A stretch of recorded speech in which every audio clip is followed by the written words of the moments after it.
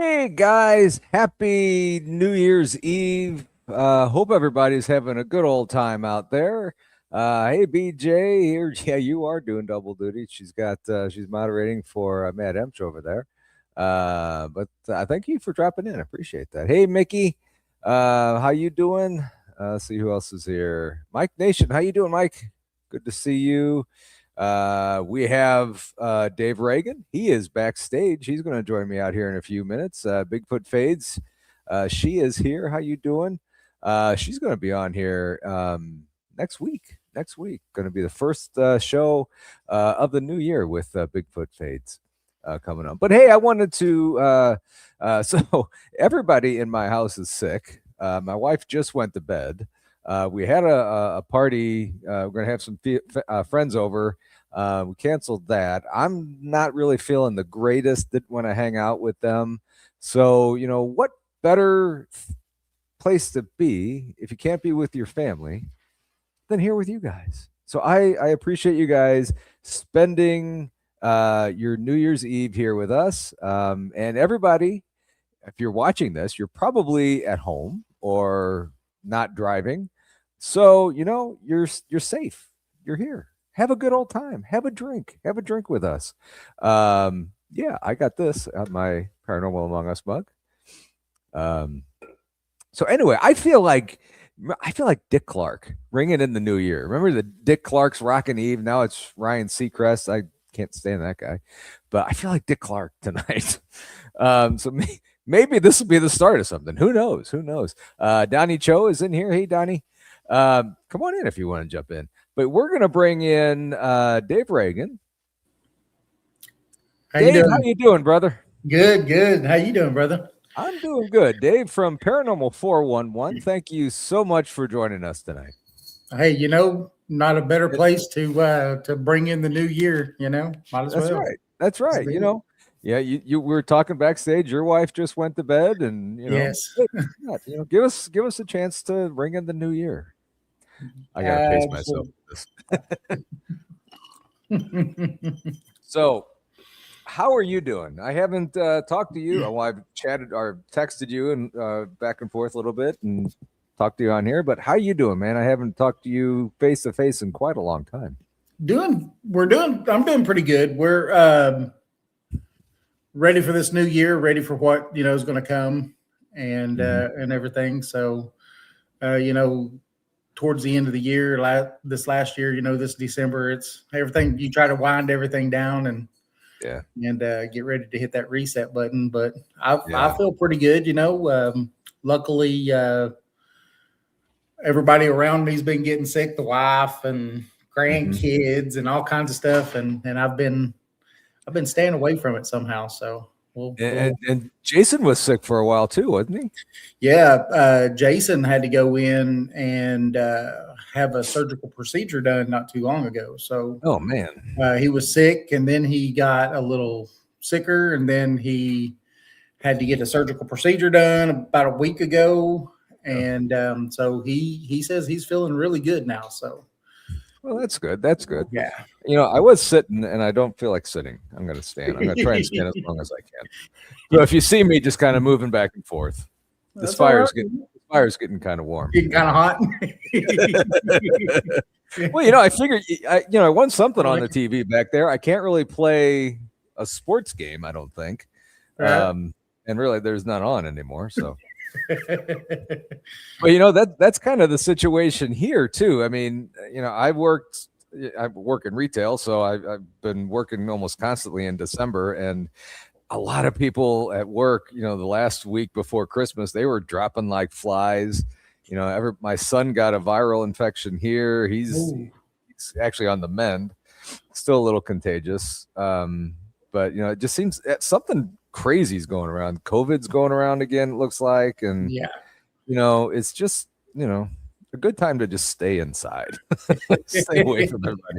Hey, Andrew, how you doing? That happened at her work. They had COVID go through, so they closed her work down early last week, and not going to be opening back up until, I guess, Tuesday. So, wow. Yeah. And Mickey just said that she's getting over COVID. Wow. That sucks. I mean, it's weird how that's making a comeback, and I don't really care for that too much. There's a lot of strep throat and just viral stuff going on. My work, we've had a lot of people with like, what was that? One lady come in and her kid had foot, mouth, hand, or whatever that is that kids have.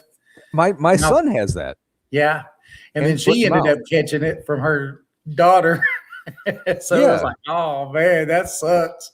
Yeah, it's crazy. And I didn't think, well, I really didn't know how you get that. I mean, they said it's from bad hygiene, but I mean, he showers every day. He washes his hands and stuff. I mean, I don't get it, but one kid has it and they're contagious. And then you know how kids are. Kids touch everything. So yeah, but oh well. I mean, he didn't miss any of his school. He got that after his finals and stuff. So he's fine. He just missed a couple days of work, and that's fine. Yeah. So yeah. But recover from the work part of it. yeah, it sucks that he doesn't have the money coming in, but that's fine. I'd rather him be healthy than any of that stuff. So absolutely, health is something that we need to all hope better for this year for everybody. And you know what? It's weird. December was just a crazy month. I have two of my cousins' husbands. They both had some kind of cancer, lung cancer. I want to say lung cancer, liver cancer, some kind of cancer. But they did their chemo and radiation and stuff, and they're all kind of coming back. But the one who has the cancer, he has prostate cancer as well. He just had surgery on that. He's been sick. His wife, my cousin's been sick. And then I had a good friend of mine, her mom died on a Wednesday, and our neighbor's mom died on that same morning. It's like 2025 is just rearing its ugly head, not wanting to let go and stuff. And like, you know what? We're going to get out of this. Yes. So, but it's just absolutely crazy how things like that happen and stuff. But I mean, you move on, and yes, Mickey, 2025 sucked.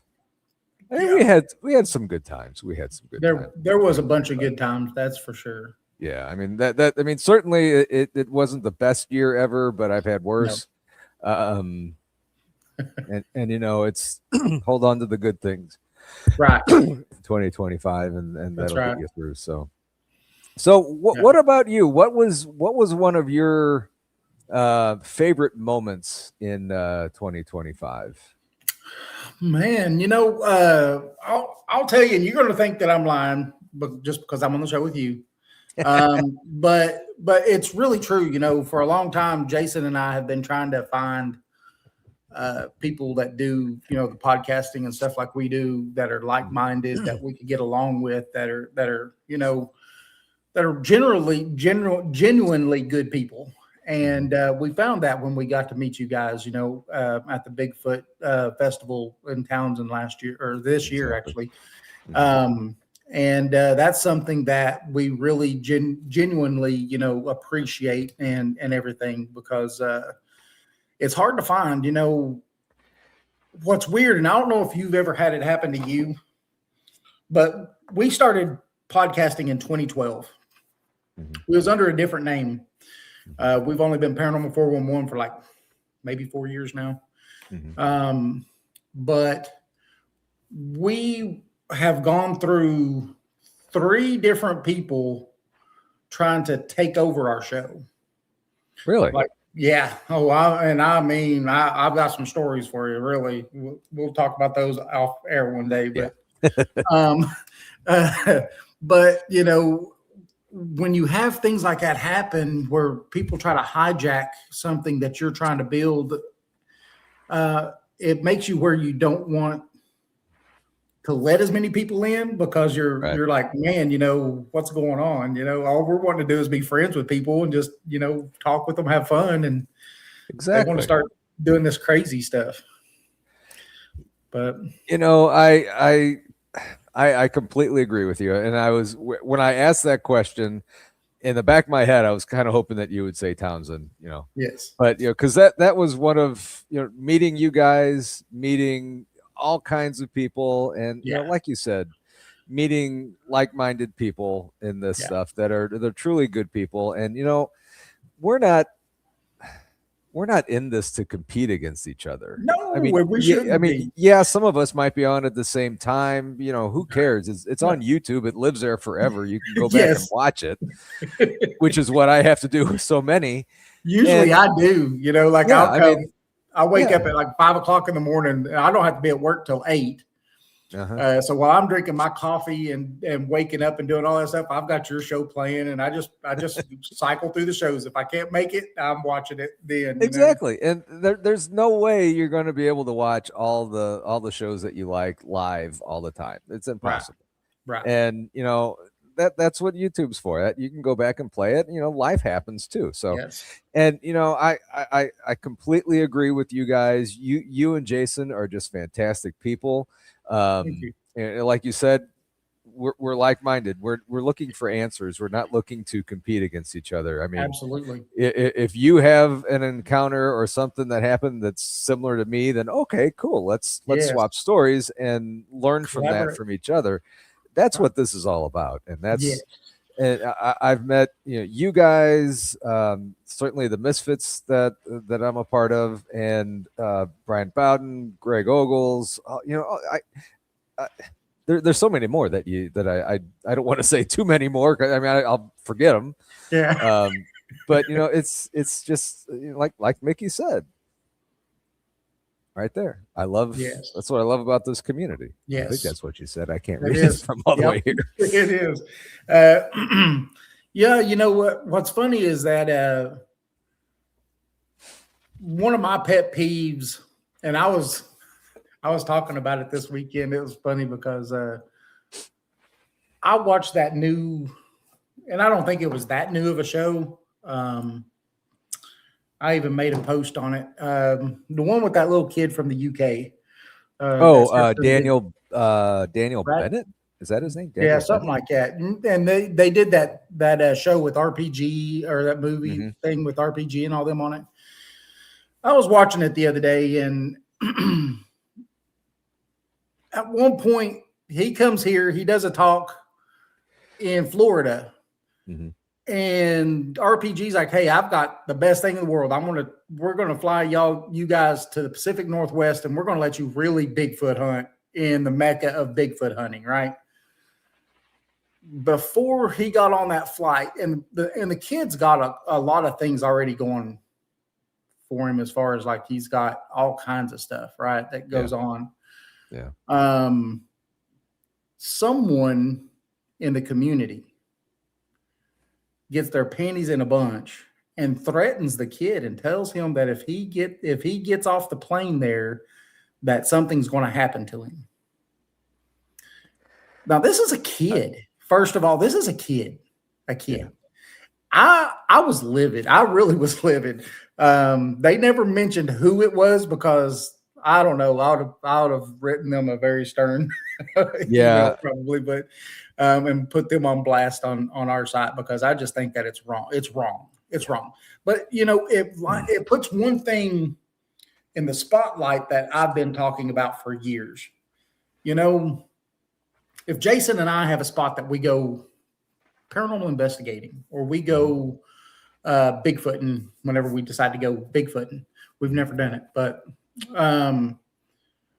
I don't believe that this stuff of this is my place, I don't want no one else there I think that you need to share these places. Yeah, maybe be respectful and say, hey, if I'm there, you could come with me or whatever. But, if I'm there, don't come in behind me. So then that way it'll contaminate what I'm doing. But I think it's good for people to share those things, because then you'll get multiple people looking at that same area. And it kills me with like what you was talking about earlier. You know, we're a community. And if we thought more like that, then we would share with each other all these things. And I think that we would be, as a community, we'd be further along than where we are today, you know. And 100. Go ahead. No, I was going to say, you know, just too many people have that mindset of mine, you know, my precious. Right. You know? Right. You know, I couldn't agree more. I mean, you know, I can understand if it's it's an undisclosed location, you know, maybe don't say it. I mean, you don't want people just running out there to inundate your like the Meadow Project with Trey Hudson. You don't want that out there. But you know, that's not stopping him from inviting people out there. Right. Just, you know, with the knowing that they can't disclose the area so it doesn't get overrun by, you know, amateurs going out there and doing whatever. Well, and then you have the problem. I mean, I could understand it from multiple standpoints, right? You could have the problem of people trying to hoax because they know you're out there, they know where you are, and things like that can happen. I do understand some stuff like that, right? But at the same time, you know, I honestly believe that if we could get some really strong groups together, and we can say, okay, Group A is going to be at this site for 2 weeks. As soon as their 2 weeks is over, Group B is going to rotate in and be there for 2 weeks, and then Group C, and then Group D. You know how much more you could do if, you know, especially in the Bigfoot world, if you could do something like that, where you're not just there for a day or 2 days or just a week at a time. You've got constantly someone there for months on end. The possibilities just go up, you know? Yeah. Playing the long game, the odds, you know? Yeah. Yeah. So you mentioned that you haven't gone Bigfooting yet. You know, no. I haven't either. And I think I know the answer to this from you, but do you have a first place in mind that you want to go to for lack of, no, I'm not going to say that word. I'm not going to say that phrase. I think you know where I was going with this. Yes. Where a place where you want to go to have your first Bigfoot adventure. Yes. I think the LBL. Yeah. I really do. I think that the chances are probably a lot higher there than in some of these other places. It just seems like I don't know, it's like people, when you go out looking for them there, they're more apt to say, you know, come out and let you know that they're there at least. It's what it seems like. Yeah. And you know, I live right here in the foothills of the Smoky Mountains. I mean, I literally not even an hour away from the Smoky Mountains or Townsend or anything right up through there, you know, and I could do that anytime, but I really, I think that the LBL would be fun. Yeah. The LBL is a wild place. You know, everything that I've heard about it, I've only kind of driven by it on the way back from Townsend. I don't know that I know of I'm sorry, I'm trying to finagle the chat and try and get things on and off the screen. What the hell was I saying? Oh, I don't know that I've ever heard of a place that is so family friendly and family welcoming during the day, but then a complete turnaround. Light switch, right? Yeah, almost exactly. I mean, from all the stories that we hear about it. Yes. You know, I just can't wait to experience something like that. And me too.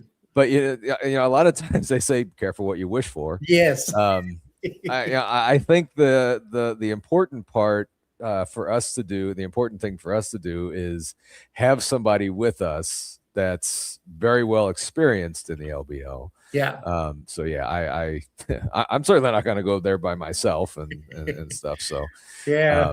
Well, you know, I think that Bigfooting or any of the stuff that we talk about and we do is a lot like going ghost hunting. You know, that's something we do a lot of, and I do not think that these things need to be done alone. I think that it shouldn't be, for safety reasons and all kinds of other stuff. But I think that you need to do it in a group of at least two. I mean, at least bare minimum. I mean, if nothing else, to keep your integrity. I mean, not that we don't go into these things and make shit up. I mean, that's just not what we do. No. But to the outsider who, not that they don't believe us, but there's just one person in there. Did that really happen? Oh, wait, this person here also saw it. So yeah, that just adds you get corroborating evidence, and when you get that, that makes it a lot nicer.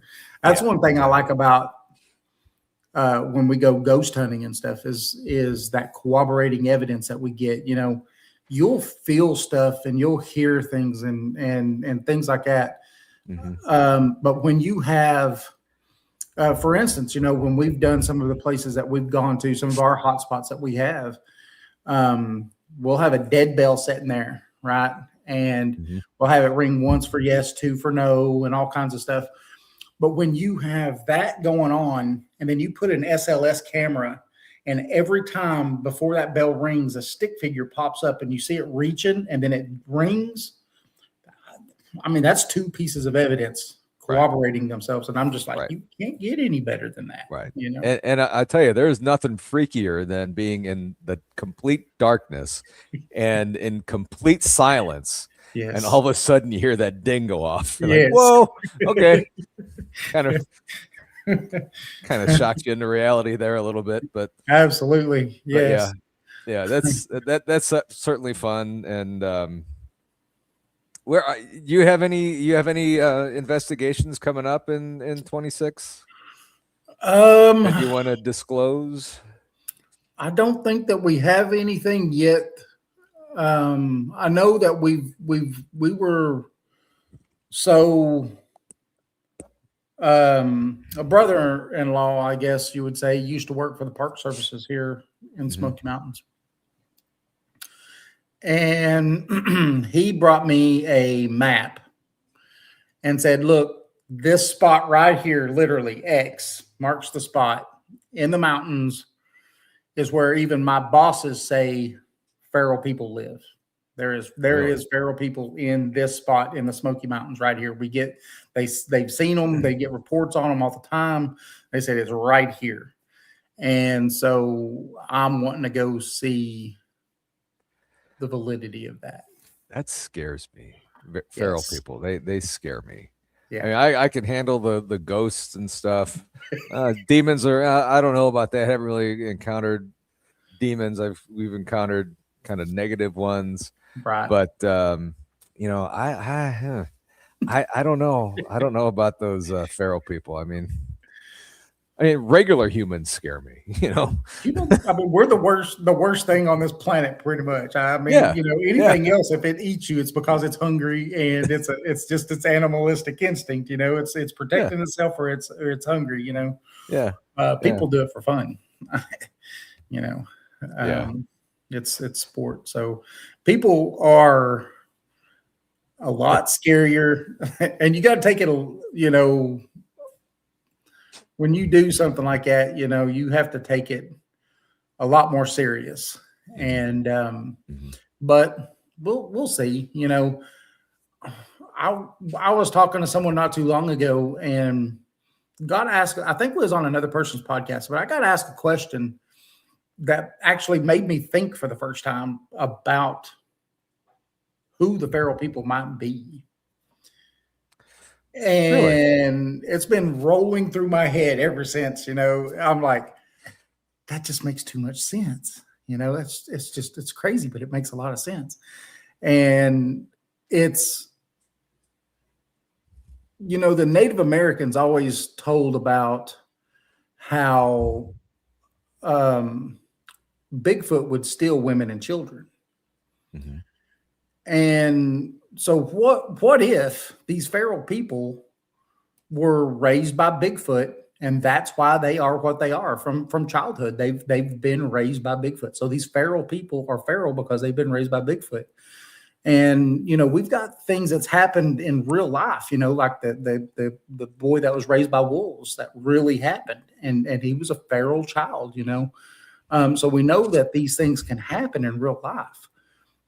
And then our own society puts things out, like Disney when you have Tarzan. Right? What's the whole premise of Tarzan? He is a child left behind that was raised by great apes, right? And then you start thinking, where are these ideas coming from? Wow. I never thought of that way. Yeah. That is interesting. Yeah, I mean, it's done that to me, since I've been thinking. Hang on, I got to sit down on that one. Well, wow. We'll toast to that one, right? yeah, let's go to that one there. I makes sense. Yeah. I mean, a lot of things, not just with the feral people and Bigfoot and stuff, but think about like the Star Wars and the Star Trek. How accurate are those movies? Yep. So and getting into this, you're seeing stuff that maybe they knew something back then when they were filming this and making this stuff. Jason, thank you for being a member for 4 months. Appreciate you, brother. Thank you, Jason. I mean, yeah, it's fiction, yeah, but really, is it? Yeah. And where do they draw the the knowledge from? Where do they get these ideas to make that fiction? And it's like, are they up on folklore and these type of feral people, and they're like, or even the boy raised by wolves and all that kind of stuff, Mm-hmm. Maybe they're drawing that inspiration from somewhere for sure. Yeah. Mickey, thank you for being a member for 5 months. Appreciate you both. That's awesome. Absolutely.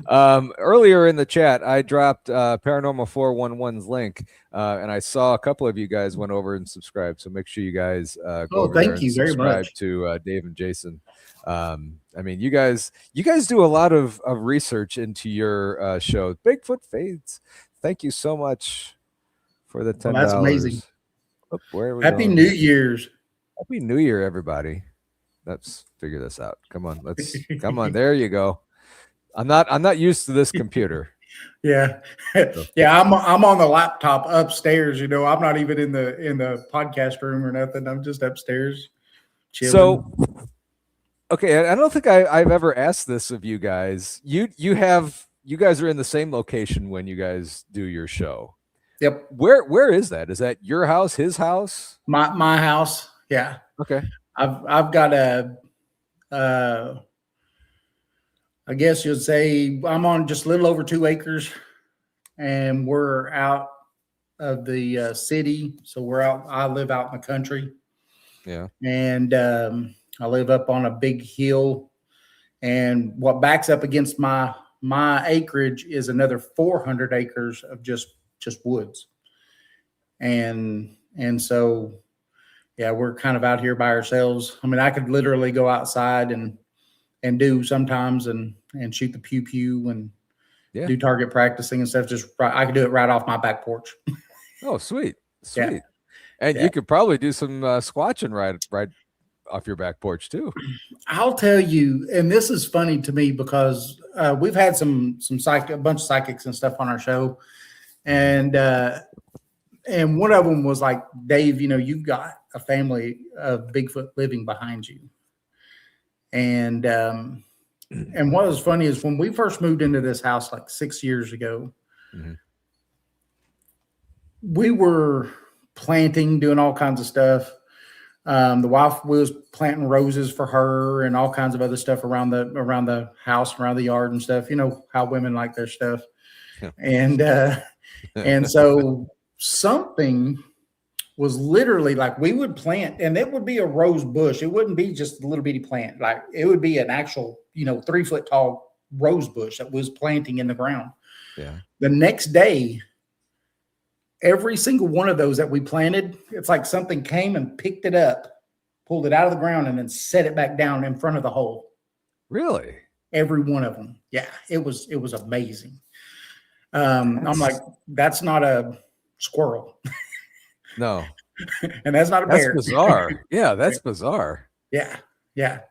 And it did it every time, like during the summertime, especially when we're planting, when we go to start planting, because we have a big garden and stuff that we do. Mm-hmm. And the wife does a lot of canning and stuff like that. And we'll plant new flowers, new whatever, or a new shrub or something. And almost every single time we'll wake up the next day and it's been pulled up out of the ground. Yeah, so you got something going on there. So something. I don't know what it is, but do you have any like trail cams or like ring cameras that you can put out there? And I have a trail cam that my wife bought me this year. I won't say last year, but it's still 2025. So this year, yeah, I put batteries in it and everything, and then I put it up. I haven't even used it because, we was wanting to go Bigfooting and so I've got like night vision and I've got all kinds like night vision goggles and all kinds of stuff, but I haven't got to use any of it. So as of yet, plenty of time. You got plenty of time. Yeah. You got plenty of time. Let's see. What does this do? Nope. Okay. I'm not used to this computer. The screen that we're on is really, really small, so I can hardly see you. And it's only giving me 2 things in chat at a time. So I have my iPad right down here, which is like 20 seconds behind. I'm just taking a drink right now. And it's really, really kind of bizarre. So anyway, I'm trying to figure this thing out and trying to figure this thing out. Yeah. I'm new to this. It's all right. Hey, that's the fun part of it though, is getting to play with everything and learn it. And we're all on the journey of trying to get a little bit better. Exactly. The more we do it, the better we get. So exactly.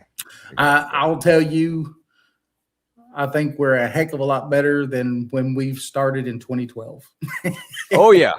I'm sure technology is a little bit better than when you started in 2012 too. I'll tell you what was funny in 2012, because it was up until, like I said, I think it was 3 years ago or something like that. You can probably look on our YouTube, but we didn't do any lives. We were on Spreaker. Pretty much that's all we did was Spreaker. So, what's cool about like the radio side of it is that you can sit there and pick your note. You can do whatever because no one's looking at you. As long as you're speaking into the microphone, they don't know that you're sitting there fidgeting or doing whatever. As long as you're listening to the guest and you're having conversation, they don't know what you're doing. And so to break some of those habits, that's hard. It's really, really hard to learn to look into a camera. It's hard. and another weird thing is even radio stations have cameras in front of all the hosts and speakers and stuff, and they're on YouTube. I was watching one of my favorite radio stations here in St. Louis is a sports talk show. They have cameras, so not only are they on the radio, but they're on YouTube as well. Wow! So they're simulcasting it. Yeah. And then today, Krista was on from Blondes and Booze, was on a St. Louis radio station here. She was in studio. I was thinking I was just going to listen to it on a radio, but they have a YouTube channel. So I'm watching the YouTube channel, and they're moving around, talking around, just not dancing around. But, it's kind of interesting nowadays to see what kind of goes on behind the scenes at a radio station. Yeah. It's pretty cool. Yeah. And you've got the software like this right here that you've got to mess with, because sometimes on some of our long shows, if we're doing, some of these big guests, they're used to being on like regular radio shows. So they're used to having intervals of being able to get up and go use the bathroom or do things and stuff. So you can't just do a full 2-hour show. Right. About 3 years ago, we got a guy on that, after the show, he's like, look, guys, I like the show, but you got to give a man a break. You've got to start running some kind of commercials or doing something because 3 hours, because we used to do 3-hour shows. And so he's like, you got to do something because I've been floating for a while. And I said, you know what? Note taken. I understand. So, for a long time, we actually run a lot like a radio show where we came in to our intro. We talked for about 15 minutes. We went to a break. We came back. We talked for about 30 minutes, and then about every 30 minutes, we went to a break. That's a good idea. And gave everybody, we tried to do short breaks where it was only like about 4 minutes or so. And it gave them time to go use the bathroom, get another water or something, and stuff like that. So every once in a while, if we have one of those big guests on, then that's what we'll do. We'll do a break right at the 1 hour mark, Yeah. And it's hard to keep, you need to have your water or whatever is in this cup right now.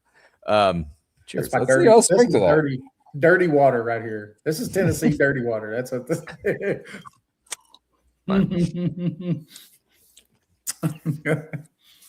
Anyway, I need another toast on that one.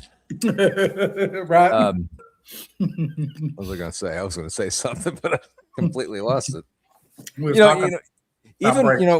it's hard to get water to last for an hour and a half, let alone 3 hours. Yes. And then, it never fails. I want to, after a show, we go 90 minutes.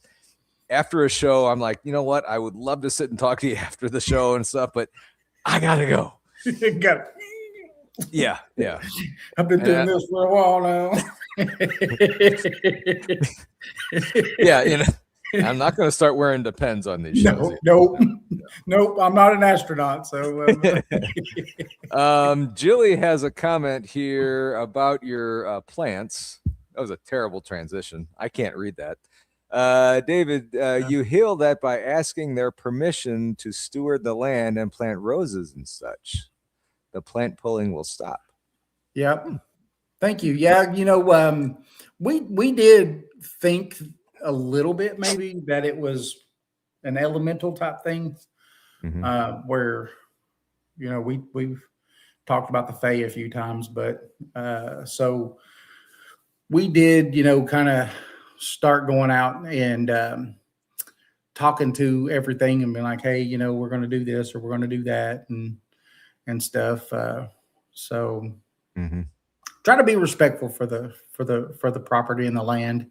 Yeah. We what's hard is that this year, just about summertime, about summertime this year, we got rid of all of our we had tons of like 50 chickens, and we had 3 different chicken coops and all that stuff, and we got rid of all of that. Really? Yeah. So you would be the perfect person to ask, which came first, the chicken or the egg? The chicken. Okay. That's what I'm just saying. I don't know. You gotta have chicken to lay the egg. Right. I'll tell you though, I miss not paying for eggs. You miss not paying for eggs? Yeah, because now we're having to buy them, where before we never had to buy them. Okay, I got it. Okay, we were getting probably anywhere between 2 and 3 dozen a day eggs. Wow. Yeah. Wow. We were selling more than what we even ate, probably. Holy cow. Real quick, we'll have to celebrate here in about 9 minutes. The East Coast or the Eastern time zone. Right here. You will be in 2026. So we will be talking to each other in 2 different years. Yes. That is freaking awesome. That's time travel for you. That's right. That's right. And too bad we don't be talking to you from the year 2026. That's right. I'm gonna market it this way. Yes. I should have done that in the beginning. At 11 o'clock Central, I'll be talking to 2026, and we're going to find out what happened in that hour. That's right. Say, look, there's no big explosions going on outside. So we could have used that in 2000. Yes. I don't know if anybody's in here from any other countries. Let's see. That's I love you, weird. Yeah, fresh eggs are amazing. They're the best. And we fed them really well, or I'll say the wife. She did most of that, and it was only the best. A local place here we got our feed from. It wasn't feed from a store. It was local milled and everything, all the feed for them. And the good thing about growing your own garden is that during the summertime, all your waste and all the stuff out of that garden, they eat it. So I was talking with BJ LaPier earlier, chatting with her, and she lives up in Pennsylvania, and she has goats and everything. And she was giving me a lesson on Donny Cho's here. She was giving me a lesson. Speaking of, BJ was, hey Donny, how you doing, brother? I figured it's almost time, so I might as well toast with somebody, And you know what? Yeah, you're on East Coast. You're out in. I am on the East Coast. I'm in Maryland. Cheers, okay, David. Well, nice to meet you. Nice to meet you. East Tennessee. So wait, Donny, Dave, Donny. Wait, that's right. I feel like the what is that? The oh, come on now! It just escaped me. The Brady Bunch. Brady Bunch, yeah. Where they were like, yeah. So anyway, sometimes you know what? I noticed some showrunners will actually screw with people because they'll reverse everything, so then everyone's pointing in the wrong direction. Tex and Rob have been known to do that. They've been known to point in the exact opposite direction. No! Oh, I see what you did. You flipped your screen. You don't know how to set it back. I did that to my parents one time. Fools. They were on vacation and I changed all the settings to like German or something like that. Spanish, because I knew Spanish at the time. Yeah. And I waited and they got home and I get a phone call like, what did you do? For people who have never podcasted before and have never had to use StreamYard's got this weird thing where it'll out of nowhere just like randomly switch its settings on you. Yes. And then out of the blue, you're just like, why is everything backwards? Mm-hmm. Mm-hmm. Yeah. I'll tell you what gets us sometimes too, though, is that when it does that, because we run, our soundboard and then we've got our video board that's separate than our soundboard. And so sometimes it'll put the sound coming from the video board too. Yeah. Or, it starts switching things around. So all of a sudden you don't have any audio or you don't have video or you don't have both. It's like, oh, come on. You know what is my one thing that I really appreciated about 2025? What's that? The advent of AI. Yeah. I appreciate AI. And I noticed that there's a lot of people in this community who say they like to put down AI. They like to pick on AI because I don't know. I think they're bullies against us AI lovers. Right. I'm all aboard the AI train. Yeah. You do a lot of videos on AI though. I haven't figured out how to do videos on there yet. Here's the thing. When I've been podcasting for about 2 years now, right? At this point, and I always said to myself in the back of my mind, man, I feel like the only thing holding me back at this point is my lack of video editing skills because I'm just frankly too lazy and too dumb to learn. However, now that AI has come along, I'm like, wait, I don't need to learn those skills. I could just tell AI to do it. Exactly. Done. Mundo. Perfectamundo. Thank you, AI. Yeah. Thank you. I'll tell you, for expressing my creativity. Right. Thank you. I'll tell you something that while we're praising AI for a minute, it does help when you're studying for a show to go into AI and ask it for best places for whatever information it is. And it'll give you websites and books and just different things. And so you could go in and actually, try to hit the marks when you're doing a show because, I mean, it makes that a lot easier for sure. Can I tell you the thing that I saw that made me the most like kind of for AI? There was this dude who somehow managed to hook AI up to Skyrim, that old school game Skyrim, right? And you guys know Skyrim, it's an RPG, you go into towns, there's like NPCs walking around. but he set it up so that the AI was linked with the NPCs, so they would react like how AI would react. This dude went into the village and was like, I've got a paper here that's showing a conspiracy from the other town. And then all the villagers are like, what? And everything is just reacting exactly to how he's saying it. I'm like, sign me up. Sign me up. Oh, man. That's neat. Could you imagine, like, okay, remember those old school RPGs like Zelda, right? You go into the town, those NPCs are just walking back and forth. They react to like two things, right? Imagine if they're just reacting to like stuff you're saying into the mic as you're playing. That's cool. I'm like, sign me up, please. Yeah, you know, the thing with AI is you're never going to be alone. I mean, you could have conversations with AI and just, you know, I don't. And that you know part, what? You I'm could not train it crazy to be about. the perfect friend. You could train it to be the perfect friend. Right. It could give you compliments right when you need it. Like it's got the algorithms for it. Yeah. You know, you're going back home from a tired, a hard day at work, and the AI just comes in like, hey, Paul, you know what? You're looking actually extra handsome today. And you're like, thanks, AI. That's exactly what I needed to hear. Thank you. But is it being honest? Or is it just telling you what? It's honest because it knows your algorithm and it knows exactly what you need to hear at the time you need to hear it. Okay. And that, in the end of the day, is that not the most honest thing? That is true. Right. Yes. If hey, werewolf. Yeah, I mean, if it could help make this world a better place, then hell yeah.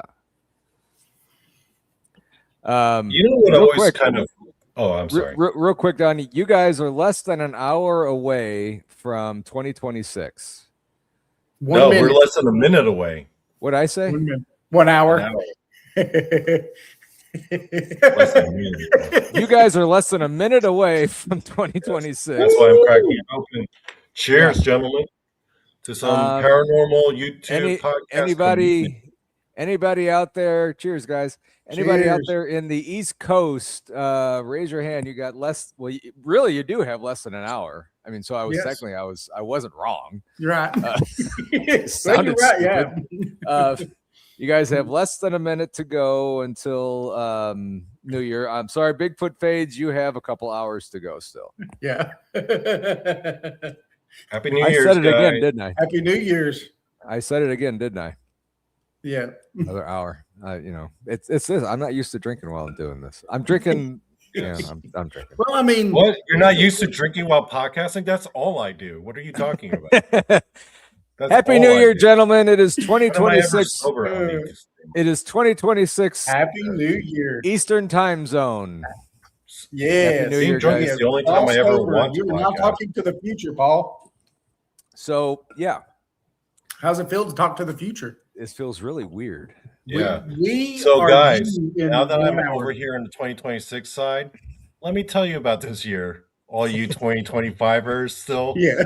All you youngins. Us youngins.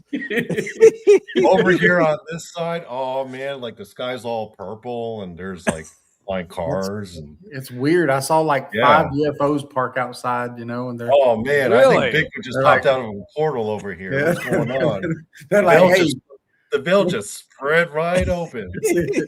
They're like, what's going on? It's like Narnia up in here. That's it. So like all the Bigfoot have big old chains around their neck. Yeah. Like, hey guys, guess what? Disclosure, it happened, guys. It happened. It happened. Yeah, it happened. And by the way, speaking as someone from 2026, all you 2025ers, this was the year that Keith Richards finally crossed over the Rainbow Bridge. I'm sorry. I'm sorry. All you. It can't happen. It can't happen. Finally happened. Turned into dust. That's the weird thing. Like right when it happened. I mean, when you live that long, it's like out of the Mummy or something. Did you see somebody did I guess an AI picture of him and Willie Nelson helping build the pyramids? Did you guys see they're like doing an old off? Yeah, and they were still really old building the pyramids. That's funny. Yeah. I mean, do you think those guys are ever You know who Keith Richards is vampires. actually? Okay, I came up with the perfect conspiracy theory. Ready? Snoop Dogg Bigfoot. Keith Richards is actually the reincarnation of Methuselah. Methuselah. Yeah. Chew on that, folks. There you go. Yeah. Methuselah is like the oldest in the lived guy Bible, in the oldest person in the Bible. They lived 900 and and then he reincarnated as Keith Richards. Yeah. He's like, oh, I like the 20th century rock star stuff. I'm gonna keep going. Robert Perez, Donny's podcast. It's called Donny Cho Says Stuff, but please do not watch my show. Lately, it's taken a very dark turn. I've been saying a lot of racist stuff and going on racist rants on my show, and I recommend you do not watch it. Please don't. Very embarrassing. You're the only podcaster that I know of that says don't watch my show. Yeah, but here's the thing, though. My racism, like I'm very against like Homo sapien on Homo sapien racism. I'm very much against that. My racism is all aimed towards Bigfoot, that dirty booger. Yeah, because I'm team Homo sapien. You have a disclaimer. Humanity. Yeah. Okay. But Bigfoot's not a human, so it's totally okay to be racist against it. Right. Because black, white, Asians, Hispanics, we all need to get along because we're all on the same team. That's right. Bigfoot ain't on our team. No, he's not on our team. So those dirty, stinking boogers need to get off our lands. These are American forests. You need to get the hell out. If you want a good laugh and just have a good old time, watch Donny's show. You know what pisses me off whenever I watch like these Bigfoot podcasts, like interviews?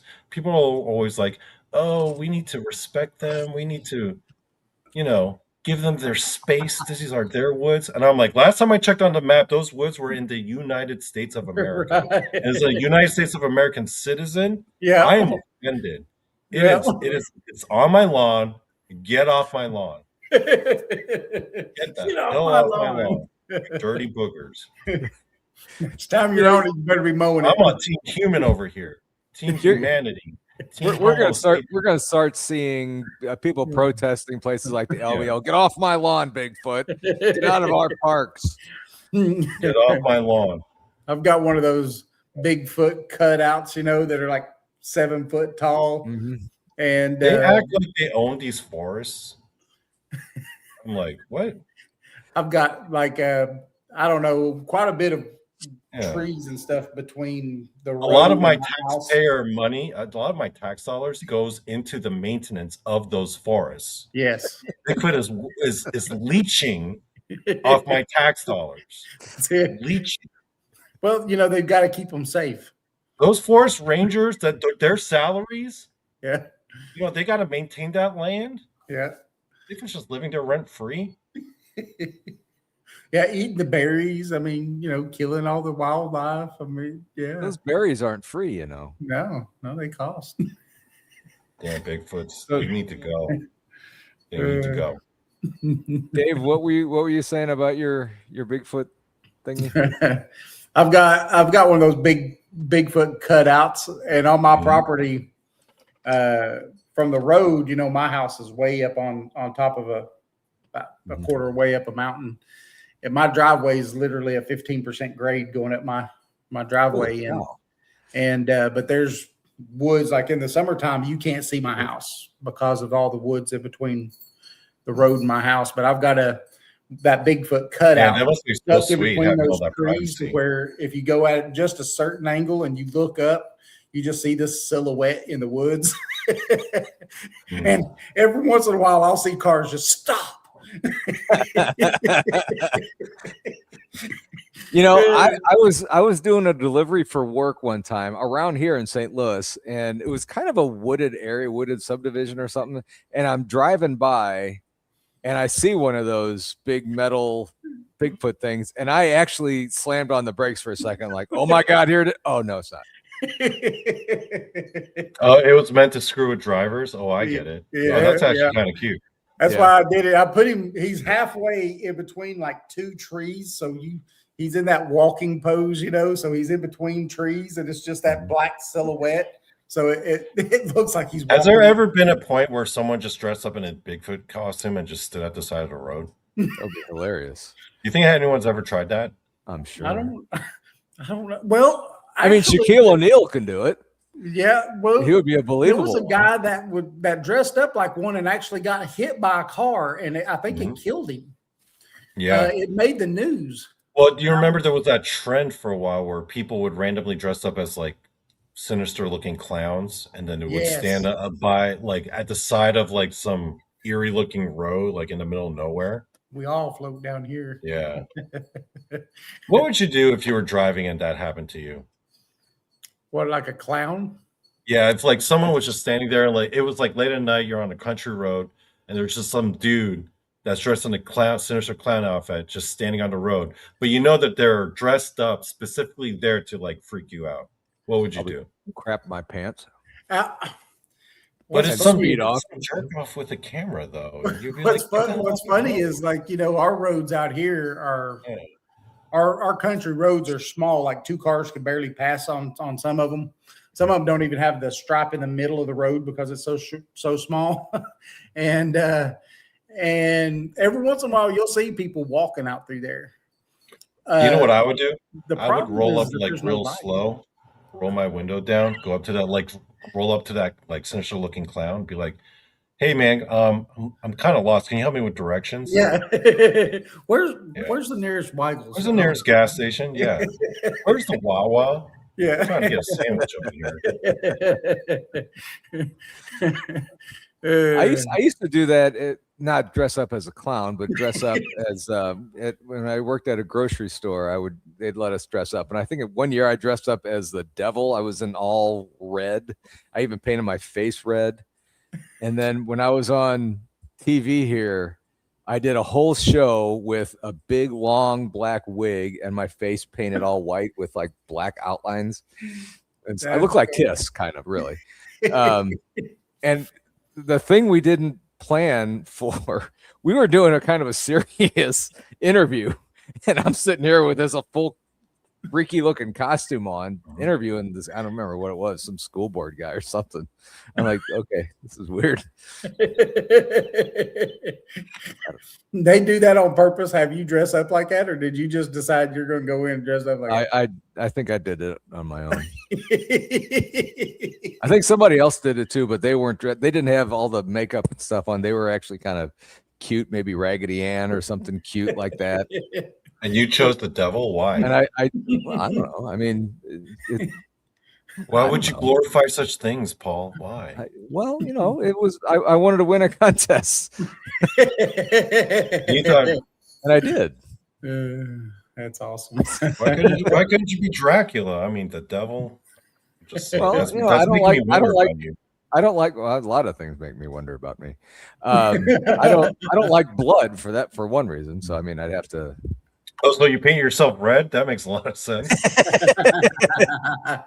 Well, that wasn't blood. That was just paint. I'm getting really hot. This fire is really warm. Yeah, it looks like it's melting the cabinets. It is. It's got an arch going on the top now instead of it crackles too. I don't know if you guys can hear this. You're watching me trying to find the speaker on my TV in here.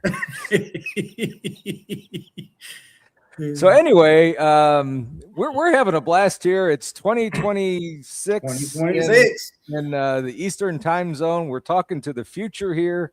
Yes. If you have any questions for me, what it's like over here on this side, just go ahead and 2026. Yeah. So if I dropped the link in chat, if anybody wants to come on here and want to, we're having one of those kinds of shows. We can. I mean, why not? Okay. I mean, it's a new year. We're starting. Hey, by the way, it's still the same old year here. I mean, we're still living in the past here. Can I tell you about the absolute worst Halloween costume I ever wore? It was awful. It was awful. Okay, the year was 1983. I was 3 years old. My parents, they didn't know much about it. They just moved to America. They didn't know much about the culture. And they said, they had a little kid new to America, go in the store, excitedly pointing at a costume. And they're like, okay, we'll get it. This little boy, he was really into the A-Team at the time. Oh, yeah. A costume of Mr. T. Yes. Now, this costume was not particularly complex or anything. It was literally a yellow smock with a picture of Mr. T's face and a mask that was dark brown. Oh god. That was it. And my parents take a picture of this, and it's very cute. And years later, when I'm in my 20s, I put it up because I have a thing about putting up old childhood photos, right? 10 years later, I go back to my old social media and look through my photos, and I'm like, oh my god, I'm wearing blackface right now. Uh-oh. That was the worst costume. Oh, that's You know what? I was like, screw it, and I left it up. So, yes, there's a picture of Donny Cho in blackface out there openly. I need to find that. And You're you know what? I want a copy of that. We'll find it, and I'll get it to you, Mickey. One of my weirdest ones, and I didn't realize it was this weird until much later. So the Arizona Cardinals used to be in St. Louis, the football Cardinals, and I dressed up as a football player one time. My mom made a helmet with the Cardinal logo on it and everything, and I had the shoulder pads, and I had a red jersey with a number put on. It wasn't a real jersey with a number painted on it and everything, or taped on it or whatever. It wasn't until years later that I realized that was my mom's old blouse that I was wearing for trick-or-treating. Oh, wow. Oh, that's good. But I mean, we made it into a football uniform, so I guess as long as it worked. Yeah, I mean, as long as it worked. I was rocking that thing, I was, I'm walking. I'm not going to say, hey, Mickey, how you doing? How you doing, Mickey? Good. Good to How are see you. Kids? Good. How's Brandon? What's he up to right now? He's in playing video games. As a matter of fact, he's coming in to say hi. I'm disappointed he's not watching K-pop. We just got done watching Stranger Things. Okay. How was it? How was the finale? It was good. It was good. Yeah. Did it overcome the crappiness of the prior episode? Yeah, I think so. Was pretty crappy. Okay, cool. Hey, at least they didn't go the route of Game of Thrones, so that's good. I'd have been highly upset. Yeah. Oh man, they crapped the bed on Game of Thrones. Oh boy. I talked about this last night. I have not watched a single episode of Stranger Things. I think except leaning over and watching it from my if you're into 80s nostalgia and like paranormal conspiracy stuff, you're gonna love the first season. You're gonna love it.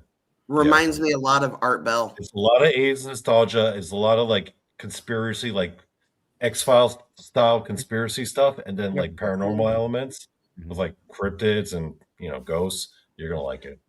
I watched the first 2 seasons. After the second season, I didn't watch it. After the second season, the show takes a considerable nosedive. Yeah, it does take a dive. I didn't get into I'll it be until honest. the 4th season.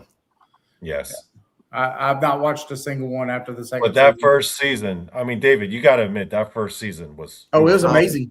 First season was amazing, and that's what drew me in to watch the second season. Was that first season? Yeah, for sure. Yeah, absolutely. It ended very well, Donnie. At least we think so, anyway. All right, I've been hearing good. There's some people from work that were going to go to the local theater and watch it because it was going to be playing at some of the theaters too, and they wanted to see it in the big screen. Hey, Paul, let me. By the way, I'm curious. Have you ever watched Hellier? No. That, in my opinion, is the best like binge, like paranormal documentary show that you can like sit there and binge for multiple seasons. Hellier. Okay. It's so good. I don't know if you guys have seen it. No, I'll check it out. And it's got everything. It's got cryptids. It's got the God helmet. It's got it all, man. It's got it all. It's so good. You got to watch it. I think I've seen it, but I've never clicked on it. It's the only one. It's the only paranormal documentary show where I was binging. Like I had to play the next episode immediately. Oh wow! And then as soon as the season was done, I was like, "Where's the next episode? Where's the next episode?" I was jonesing. I was jonesing hard. Sounds like me and True Detective on HBO. Real quick, I need to say something here. Freaky Geek is back. I'm so happy to see Freaky Geek in chat. Yes. So welcome back, Freaky. I'm glad you're back. Wait, you were gone? I thought Freaky Geek was here the whole time. Longer than you were, Donny. Oh, I didn't realize. Oh, Last time I talked to Freaky before recently was right before the conference. Mm-hmm. I'll tell you one that I like that we just got finished watching was Welcome to Derry. Oh, I hear that. I hear good things about that. Welcome to Derry. Welcome to Derry. So it's the prequel to It. I heard good things. It's like the beginning of It. And they brought Bill Skarsgård back as It. Yes. So like and oh my God. Now, the first 2 or 3 episodes, it's really slow and you're like, argh. But after that, it just starts building. By the final one, I'm sitting there like you, Donnie. I was sitting there like, oh my God, it's over. Where are you at?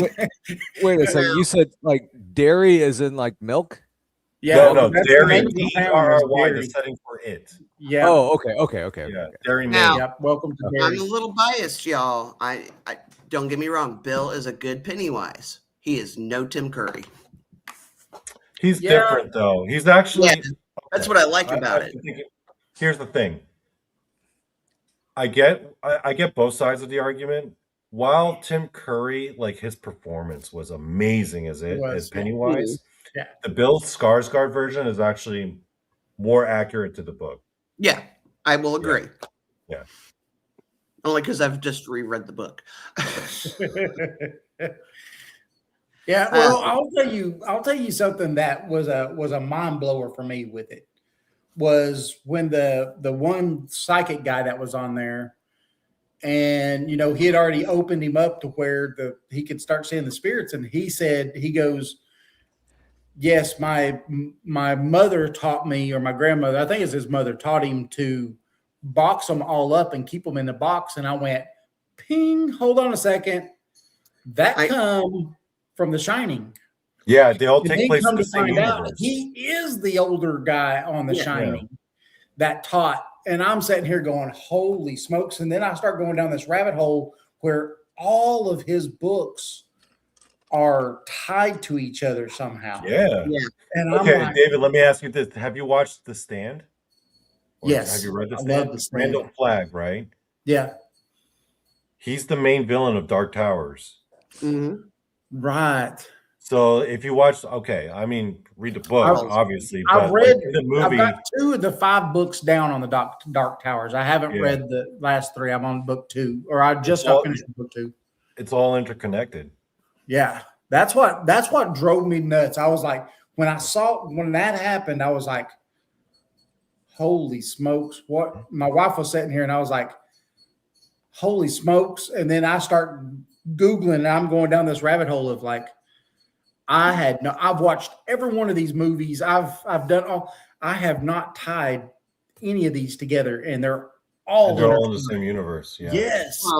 Like Pennywise was it in Gunslinger?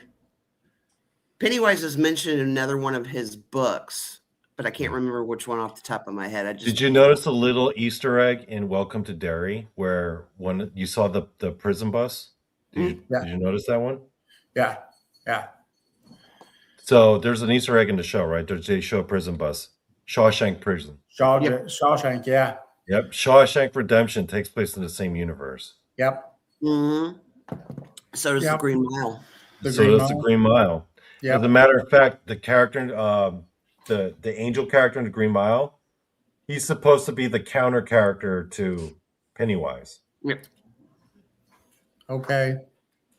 Like they're there as the answer to like Pennywise's the creatures there. Like, oh man. That's amazing. Yeah. Paul, do we need to get you some pink Post-it notes to keep up with us? Oh, you're not a Stephen King fan? Yeah. I have no idea what you guys are talking about. We just went off on a tangent. I thought you were in on this. You don't watch no idea. I haven't seen any. I haven't seen Pennywise. I don't know what this dairy. You never watched it, really? You never watched it? No, you never watched it. Have you watched any Stephen King movies? No. Take notes. Take notes, all of you. Take notes, Paul. No. Oh, You've got to start Curry and read. Reading, that was one thing that I did a lot of. Well, you watch movies, right? You watch movies? Not really. Not really. Damn. Oh God, he's like BMR. He hasn't watched it. I don't watch movies. No, I don't. I mean, trying to think the last movie I watched. You are aware of this medium known as cinema, right? You are aware that this What's exists. that? What's that? Okay. They've got these big silver screens with all these stars. At the conference where we watched several different movies? No. That would be media and/or cinema. Oh. Yeah. So you can see like the stars when you go to these silver screen things? Sure. Yeah. If you live in Hollywood. Damn. No, I haven't gone to a movie theater. The last time I went to a movie theater, I think we were watching, my son was a little kid. We were watching one of his shows, Minions or something, I don't know. Yeah. And I woke myself up snoring. And I haven't been to a movie theater since because I'm scared to death I'm going to do that again. Because the lights turn out, it's nice and cool in there. You're comfy. The seats they have there are comfy, and just fall right to sleep. Last time we went to the theater was to see It Chapter 1 when it came out, and I was working graveyard shift for a local grocery store and had to keep myself awake because Brandon wanted to go to the early show. No. Yeah, I can't believe Paul never saw the original It. Yeah. That just that boggles my mind, honestly. I saw the original Psycho. Does that count? Have you watched? So you've not watched any Stephen King's, like The Stand? Have you watched The Shining? The Shining. No. Shining. No. Yeah, the Jack Nicholson Shining. No. You never watched that? So The Shining. God, where's BMR? I need somebody. Dr. Sleep. Here. Holy hell! The Shining and Dr. I Sleep. saw Titanic. I did see Titanic, Robert. Yeah. You mean Titanic? No, the reason I jumped on, I don't have Bigfoot stories, but I told you last night I had a ghost story for you. Oh, Okay. like those. Okay. Thank you for changing the subject, Mickey. I really appreciate it. We may circle back around to that. Yeah. I'm so kind of flabbergasted by from that. us here in 2026, we'll tell you need to watch these movies. Hello, Bigfoot Fadez. Hello. Hello. Once upon a time, and this one time at band camp. No, I'm joking. They all start Real that, quick, Bigfoot Fadez, do you have something to drink? Yes. Oh yeah, I got this Okay. Hopworks. Okay. You got what? I've got to put some Like more a in mine. Hopworks beer. Oh, okay. Okay. All right. I'm sorry, gotta- Mickey. Go ahead. I'm the spoil sport. I'm drinking I'll be coffee. right back. So we lost my grandmother in 2004, and me and my mom were in cleaning out her room because she lived with us. And my mom found this little box of rings. My mom's like, well, I wonder if we could hawk those. Not 3 seconds later, the TV come on, and neither one of us were near it. So Wow. mom closes the box, tapes it shut, puts it back in the dresser, shuts the dresser, and goes, okay, we need to go now. Quick question, quick question, Mickey. Yes, sir. Okay, in life, like before her passing, and you're saying this was your grandma's rings, Actually, they were probably my great grandmother's. I'll be right but back. but you were going through your grandma's stuff. Yeah, we were going pulling clothes. Was and she stuff. was she a heavy TV watcher Oh yeah. at the end of her life? Oh yeah. Okay, because I feel like because it was at the end of her life, she was such a heavy TV watcher. I feel like that was the one thing she knew how to do. You know what I mean? She was like, oh, bing, turn on the TV. Well, you know what I'm saying? and I've told you guys that house was haunted anyway. Yeah. But yeah, she hadn't passed 2 days, and sorry, I got Zane the cat's paper bag underneath me. She hadn't been gone 2 days when we were going through her stuff to donate clothes and all that, and that TV popped on, and we just kind of looked at each other, and like I said, she taped the box back up, threw it in the dresser, shut the dresser, and we got to go. This is also the same woman that would tell me that everything was in my head. Ooh. Dang. I was seeing things. I was making it up. It's kind of crazy. I think it was fear. Yeah. Well, and she was probably of that generation where they didn't talk about the stuff and they didn't really believe in that stuff too, right? And she was raised diehard Catholic. Yeah, there you go. So, and then within that same house, I think we moved Brandon into her room to have more space in the house. And he would report to me and her that he would see a man looking in the window. I got to thinking about it recently, especially talking to Krista and Brandy at the conference. I'm wondering if that wasn't the same man I used to see when I was little. Oh, that's weird. I did not put 2 and 2 together until we were standing there talking. Did he give a description and did it match? It matches. What was the description that he gave? Dark hair you got to remember he was little. Dark-headed, but when I would see this little man, it was salt and pepper. More dark than light, but yeah. He wasn't very big, and he was just peeking in the window at him. Like a random dude? No. Because when he would report that, I would sneak outside to go see if there was anybody, trying to mess with him. There'd be nobody out there. So Mickey, Jilly says your mom was terrified of her gifts, going to hell and being ostracized. Yeah, me and Jilly's talked about that. Oh. Remember, she did a reading for me. Yeah, I remember that now. I'll tell you from somebody that's seen ghosts my whole life, all the way from the age of 3. I was raised in a ultra Christian family.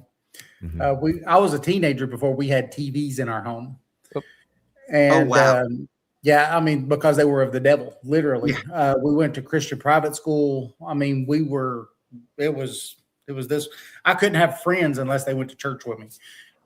It was that bad. Oh, wow. And but starting at the age of 3, I was able to I was scared for about the first 2 years because I would wake up every morning and there'd be people standing in my bedroom that I didn't know.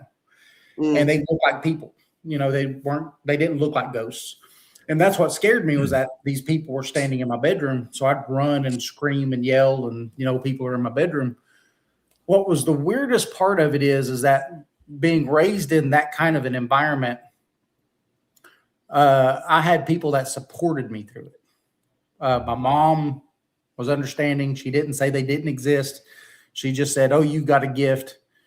Our preacher, when I went to church, he would pull me to the side when I would have one of these really bad episodes. I guess my mom would say something to him.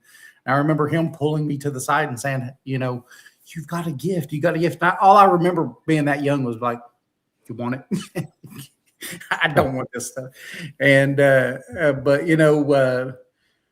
so I can see where people get in and have problems with it because, a lot of times, living where I live here in East Tennessee, it's the Bible Belt, and we'll do stuff, and then here comes the people, saying, "Oh, well, you're worshiping the devil, and you're doing this and you're doing that," and it's like, come on, whatever.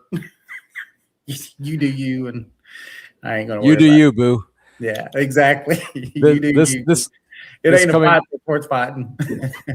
Ignorance is you can't argue with an ignorant person. So and she's good. Exactly. My cat fell. Sorry. Uh-oh. I was like, and she's good. I was like 3, almost 4 when I started seeing this little man at my mom's house, and did periodically until my dad had passed a couple of years later. And then the one time I reported things to my teacher at school, I went to a Catholic school. I said there was a man looking in the door because has the piece of glass right there where that you can peek in.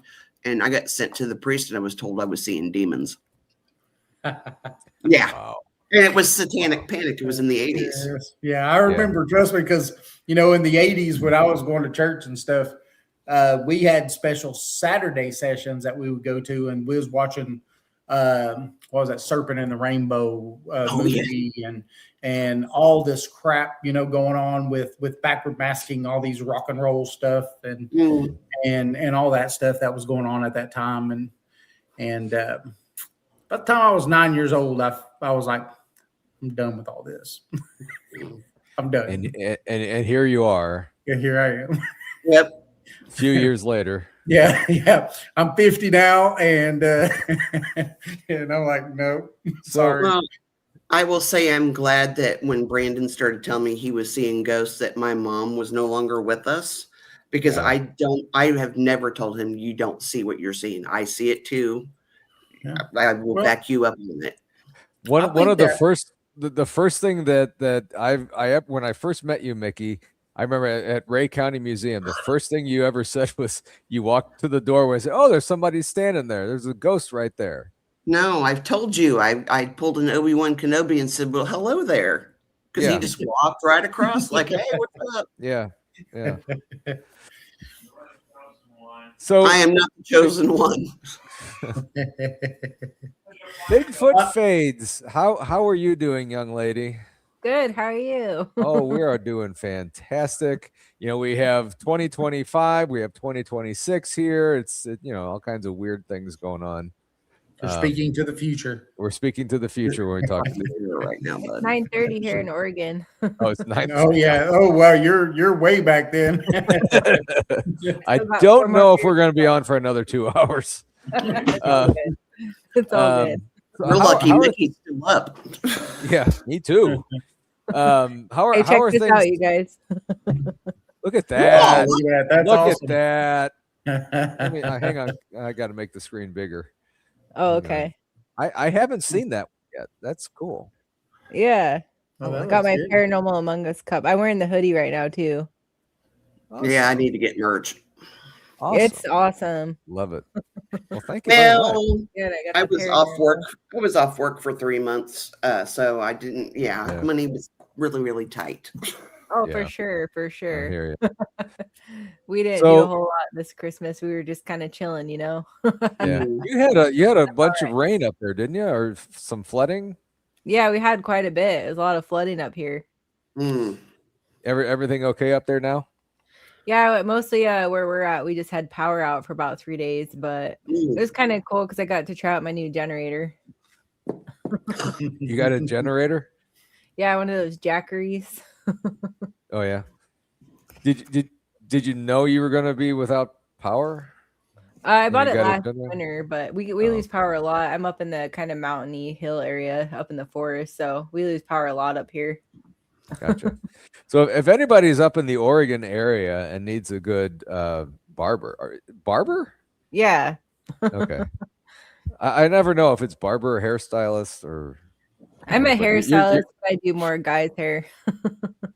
I mean, I'm gonna commandeer their Miss Bigfoot Fadez to do a picture for Brandon for me.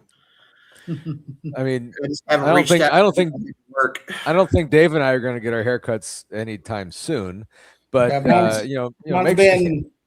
been a few years since I've had mine cut. Don't cut it. But you do some pretty cool. You do some pretty cool stuff. Thanks, Paul. Sure, I've seen some of those pictures and some videos that you've done with the hairstyle or hair cutting or what? Am I saying it right? Hairstyling. Yeah, it's like hair cutting. I feel like the only one that's weird to me is dresser. It's like, what's a hairdresser? Is it like you don't put clothes in a hair person? I like barber. It just sounds cool. It's more masculine. Like, I'm a barber. I like how you said that and your voice got deeper. Yeah, I'm a barber. I did do a little rap music for a while there, so I'd always try to go deep with it.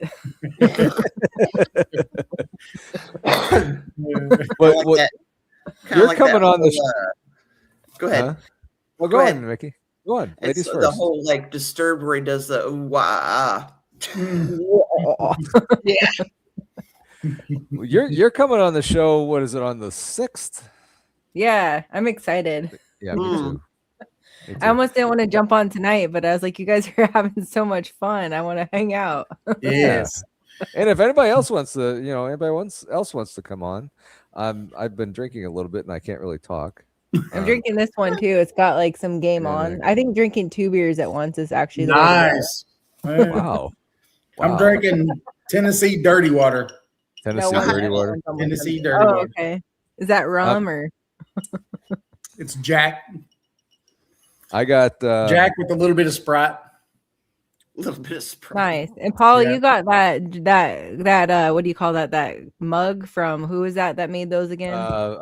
Mystical Mountain Creations. Yeah, Mystical Mountain Creations. Yeah, that's pretty cool. They made this really cool mug. Check going over to their website. I have their link in the show notes. They have some really cool stuff.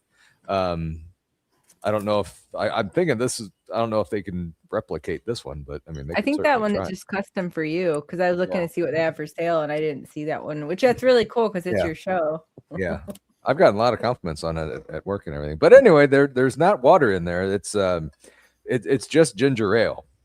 Yeah. With a little bit of Jameson in there.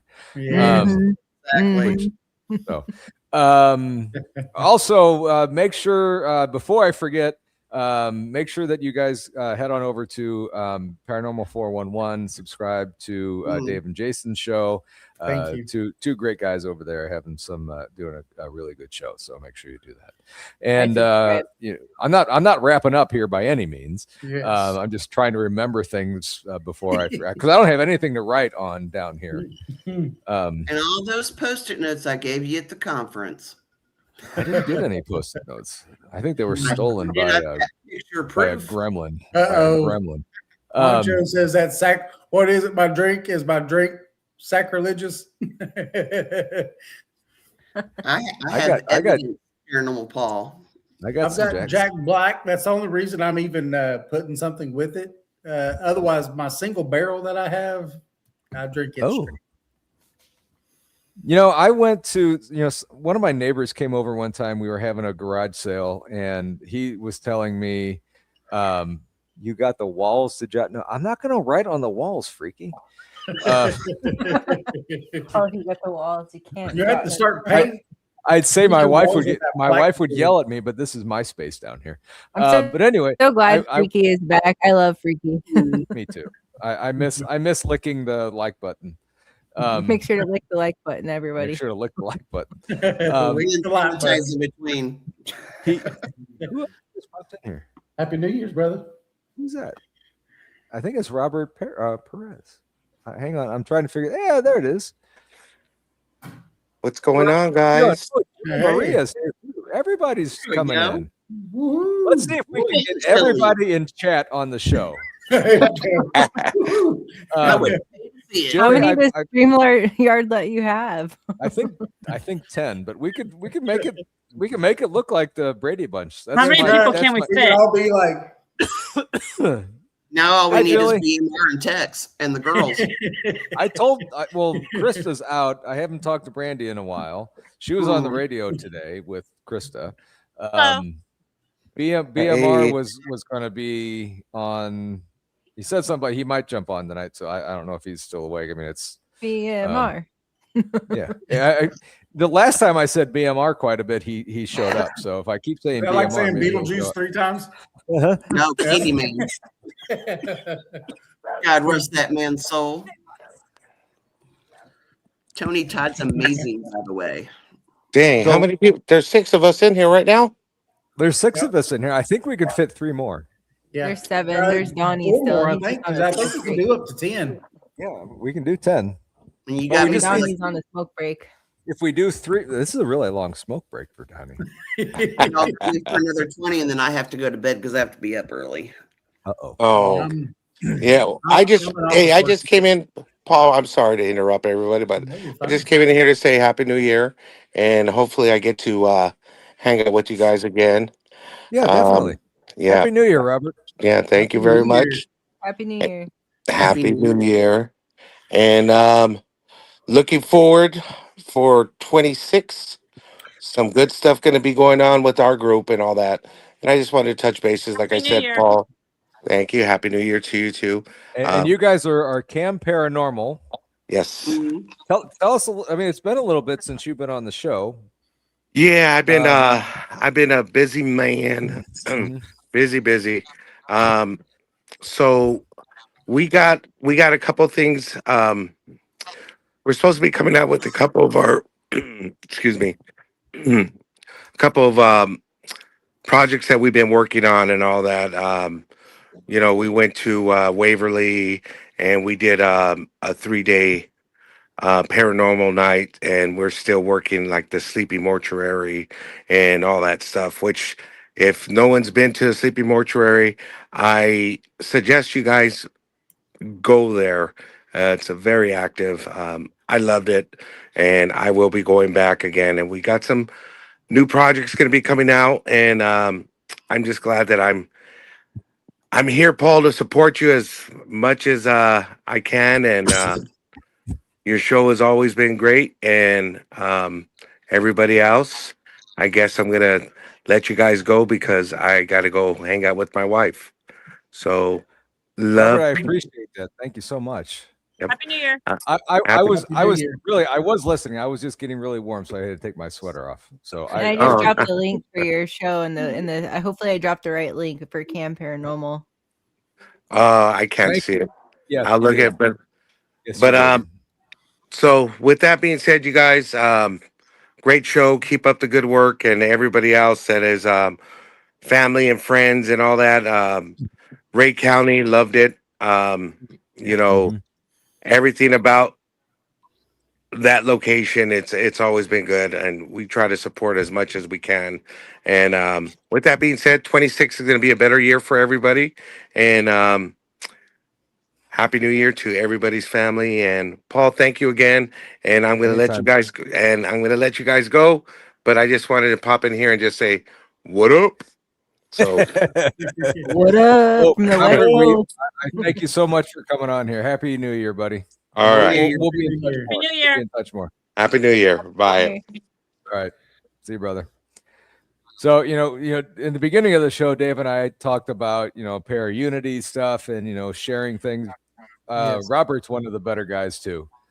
He's a really good guy. I mean, we're not competing with anybody. We're all trying to share information. That's what he does. He's an awesome dude. So yes, make sure you check out Cam Paranormal as well. Jilly, how are you doing? I'm good. This is the most excited I've been about a year coming in honestly a long time, probably even pre-COVID. So I brought on people. I'm starting to have a staff literally, which means I get to do the things that I love doing. I get to go to conferences. I get to start doing, I'll be doing 2 house readings in 2026 that I'm aware of at this moment. Wow. One of which is over 200 years old. I will be exploring a house in Virginia that is pre-Revolutionary War. So yeah, I've got a lot of stuff on the table and more podcasting and more sharing, more conferences, and shifting quite a bit from what I did in 2025 and finally getting over sickies. You were talking about being sick earlier, and I was like sick on and off since the conference in September. Think I'm finally kicking it, which is a really good thing. Just had a very quiet Christmas. My parents surprised me and came up here from Florida. Oh, sweet. And was amazing. We have a thing called the Thomas Dumbro Trolls. And I don't think they're in y'all's area, but check them out because you never know if you have one in your area. And we went to see them. They are so freaking cool. And what are they? So we did that on Christmas. They're trolls that are made out of recycled bourbon barrels. Okay. It worried me it worried me when you had a long pause after bourbon. I was wondering how you recycle bourbon. But the barrels, that makes sense. No, they're really, really cool. And the other thing I'm doing is sharing more about teaching people about their gifts and opening their gifts in 2026 because I've had so many people reach out to me.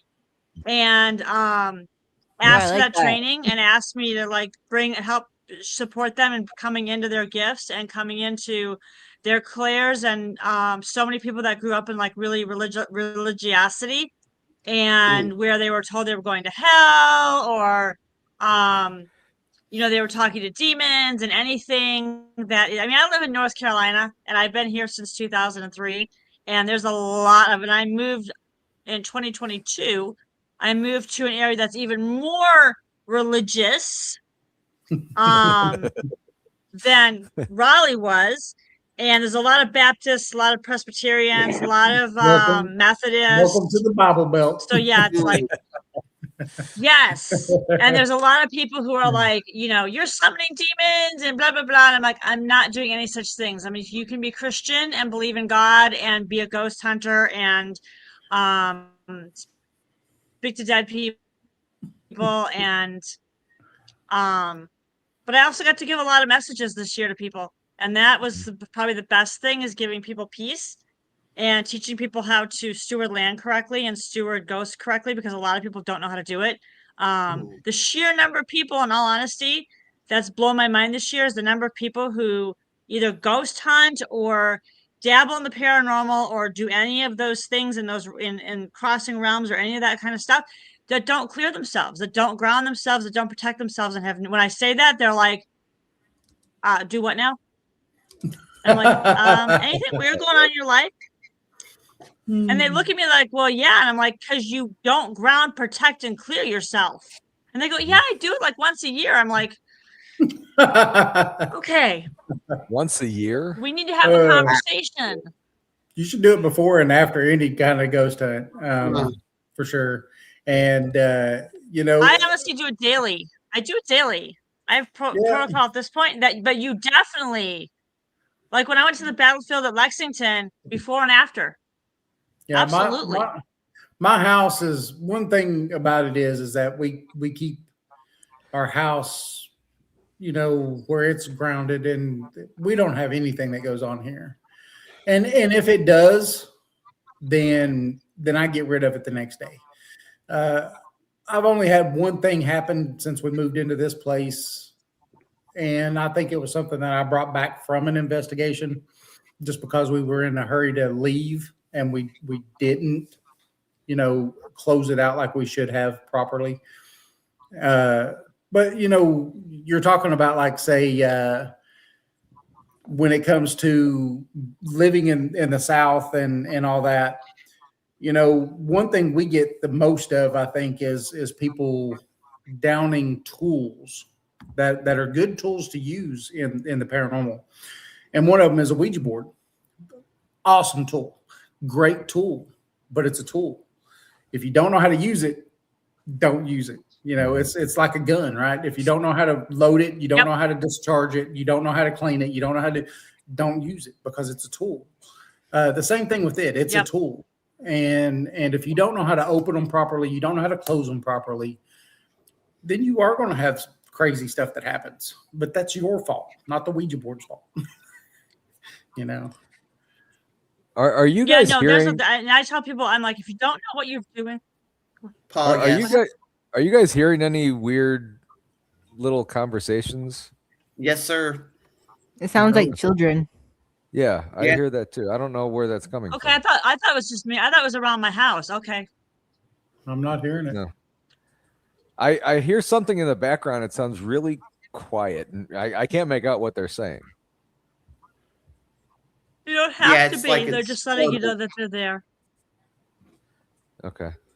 So I could sit in another room. I thought it was just around my house, because there's a lot of activity and a lot of fireworks and crap. Yeah. Julie, are you in the bathroom? No, I'm in my living room. Oh, that's a blind. Okay. So the screens that I'm looking at are really, really small, and it looks like a medicine cabinet behind you. I know you well, Paul, but I'm not sure Paul, Paul's obsessed with the bathroom now. We talked about that last night too, didn't we? She went to our safe space. We're all close, but we're not quite that close. Yeah. Sorry. Donny. Sorry. Anyway, I mean, I can show you my bath if you want to see it. It's not that exciting. I really don't. I really don't. There's no recovering from this, so I don't. I thought I don't know. I'm way gone now. That's funny. Awkward silence. I know how to recover from this, Paul. I get to fangirl for just a second on Bigfoot Fadez. I'm. Is it Fades or Fadez? It was Fades, but now it's Fadez. Thanks, BMR. and I always when I heard him talk about you, I went with Fadez because it looks like Fadez too, but the way you explained it, it's Fades. You just made it your own, so it's Fades. Yeah, it sounds like a few other things, but I won't say it on air. I made an animation with text and I couldn't use it because it sounded. It's like Fadez. I'm like, oh no.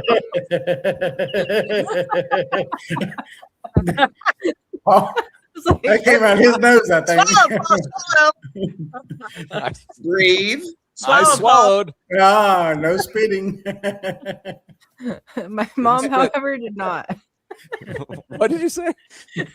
You'll have to go back and watch it. I will. Oh golly. So I don't know what we were talking about. I don't know where we were. Actually, I now I remember. I was trying to help you. I was trying to help you recover. Thank you. I appreciate it. I have a question for David. Uh-huh. David, I have a question for you. Uh-huh. When I was a kid, I was playing with this Ouija board and I was in my grandma's house that was kind of haunted. So I went upstairs and turned on the light and it like blew out. And so I got scared and threw it in the garbage. Like, what happened to that Ouija board? What do you think? You never closed it out? No. The bad thing is that portal is probably still open. Oh no. And how long ago was this? Well, I'm 40, so 30 years ago. No, 50, yeah, something like that. 25 years. I'll tell you something that's really funny, and this is I promise it's true. We've had the guy on the show a few times, Roger. The first time I ever played with the Ouija board, I knew nothing about it. I mean, I just knew what you see on TV, right? And so he has one. Go over to his house. It's one of those nights that it's just, you're drinking a couple beers and he's like, hey, I've got a Ouija board. And we're like, oh, cool. Kind of like tonight. And, yeah, exactly. And so, at the end of his road is a cemetery. And so we start using this thing and it's really weird because that planchette, when the more questions you ask and the more it goes, the faster it'll start answering those questions. And in between, that thing was sitting there doing like figure eights, and it started getting really fast. And then you'd ask questions, and it just. So we was talking with this lady that had died, and she was telling us about just all this crazy stuff. And so towards the end of it, we said, okay, well, where are you buried? And she says, at the end of the road. She told us how to get to her grave. So we said, nah. So we stopped, right? So we walked down the road, walked right to where she said that her grave was, and it was her grave. And so we went back and we folded the board up. We put it away. And still to this day, my buddy still lives in the same house. And he has tons of shadow people activity and stuff like that happens in that very spot where we were at playing with the Ouija board because it still has not been closed properly. Oh, wow. I need to go over to his house and do that for him sometime. Well, I got this one at Toys R Us. Do you think that was even real? Oh, yeah. Oh yeah, that's where they. Oh yeah, they're still real. Where you get it from? Parker Brothers owns the rights to it. Oh no! So that's the crazy thing that they were marketed towards kids. Yeah. Well, look at the Waltons. Watch the Waltons, and they have in the general store. And a lot of times when they'll walk into that general store, you will see one sitting on the shelf. Are you talking about what the hell's the name of that show? The Waltons. The Waltons. Oh, I was thinking of the Waltons, I guess. Yeah. John. Old show, yeah. I John thought that Boyd. was Little House on the Prairie. That's what I was thinking. Yeah, nope. Okay. Have you ever heard of the light blowing out like that? Anybody heard of that? Yeah. Yeah. Yes. Really? Yep. What's that Perhaps. mean? Just lots of energy? Or Yep. I was assuming. Yep. I've had it where they're trying That's to a get sign my that attention. there's someone there. Yeah. Well, they'll do anything they can to get your attention. You know, Yep. a lot of people complain about the fact that you know, they get scratched a lot, or you know, they'll get scratched or whatever. They'll call it demons and all this stuff. Let me ask you a question. If you was talking to somebody but they never acknowledged you or anything, wouldn't you try to do something to get their attention? You'd smack them, you'd scratch them, you'd push something off the shelf, you'd do something to say, hey, I'm here, you know, I'm trying to talk to you. And most of the time that's what it is. It's frustration. It's not that they're mad, they're malevolent or anything else. It's frustration because you're talking to them, but they understand they're getting the fact that you're not making the connection, you know, and so they're understanding that it's a one-way street. So they're like, or whatever it is, you know. So, and that's something that when we Or do they're our stuck. paranormal They talk, can we be try to stuck talk too. about. Yeah. So Well, I know Billy was talking earlier about like the not being supported with, like, you know, growing up with religious or being told, oh, you'll go to hell. What do you think about trying to talk to those? Because I kind of grew up with that, where it's like, oh, you'll go to hell if you use a Ouija board or talk to the other side. And I always wanted to, and I always kind of could a little bit. Do it. Do it. I was just stubborn. You ain't going to hell. You ain't going to hell for it. Yeah, You're not I was going to hell. That's what I thought. You're not going to hell. No, you're not. No. You know, one thing I would highly recommend is going through a haunted location with a medium.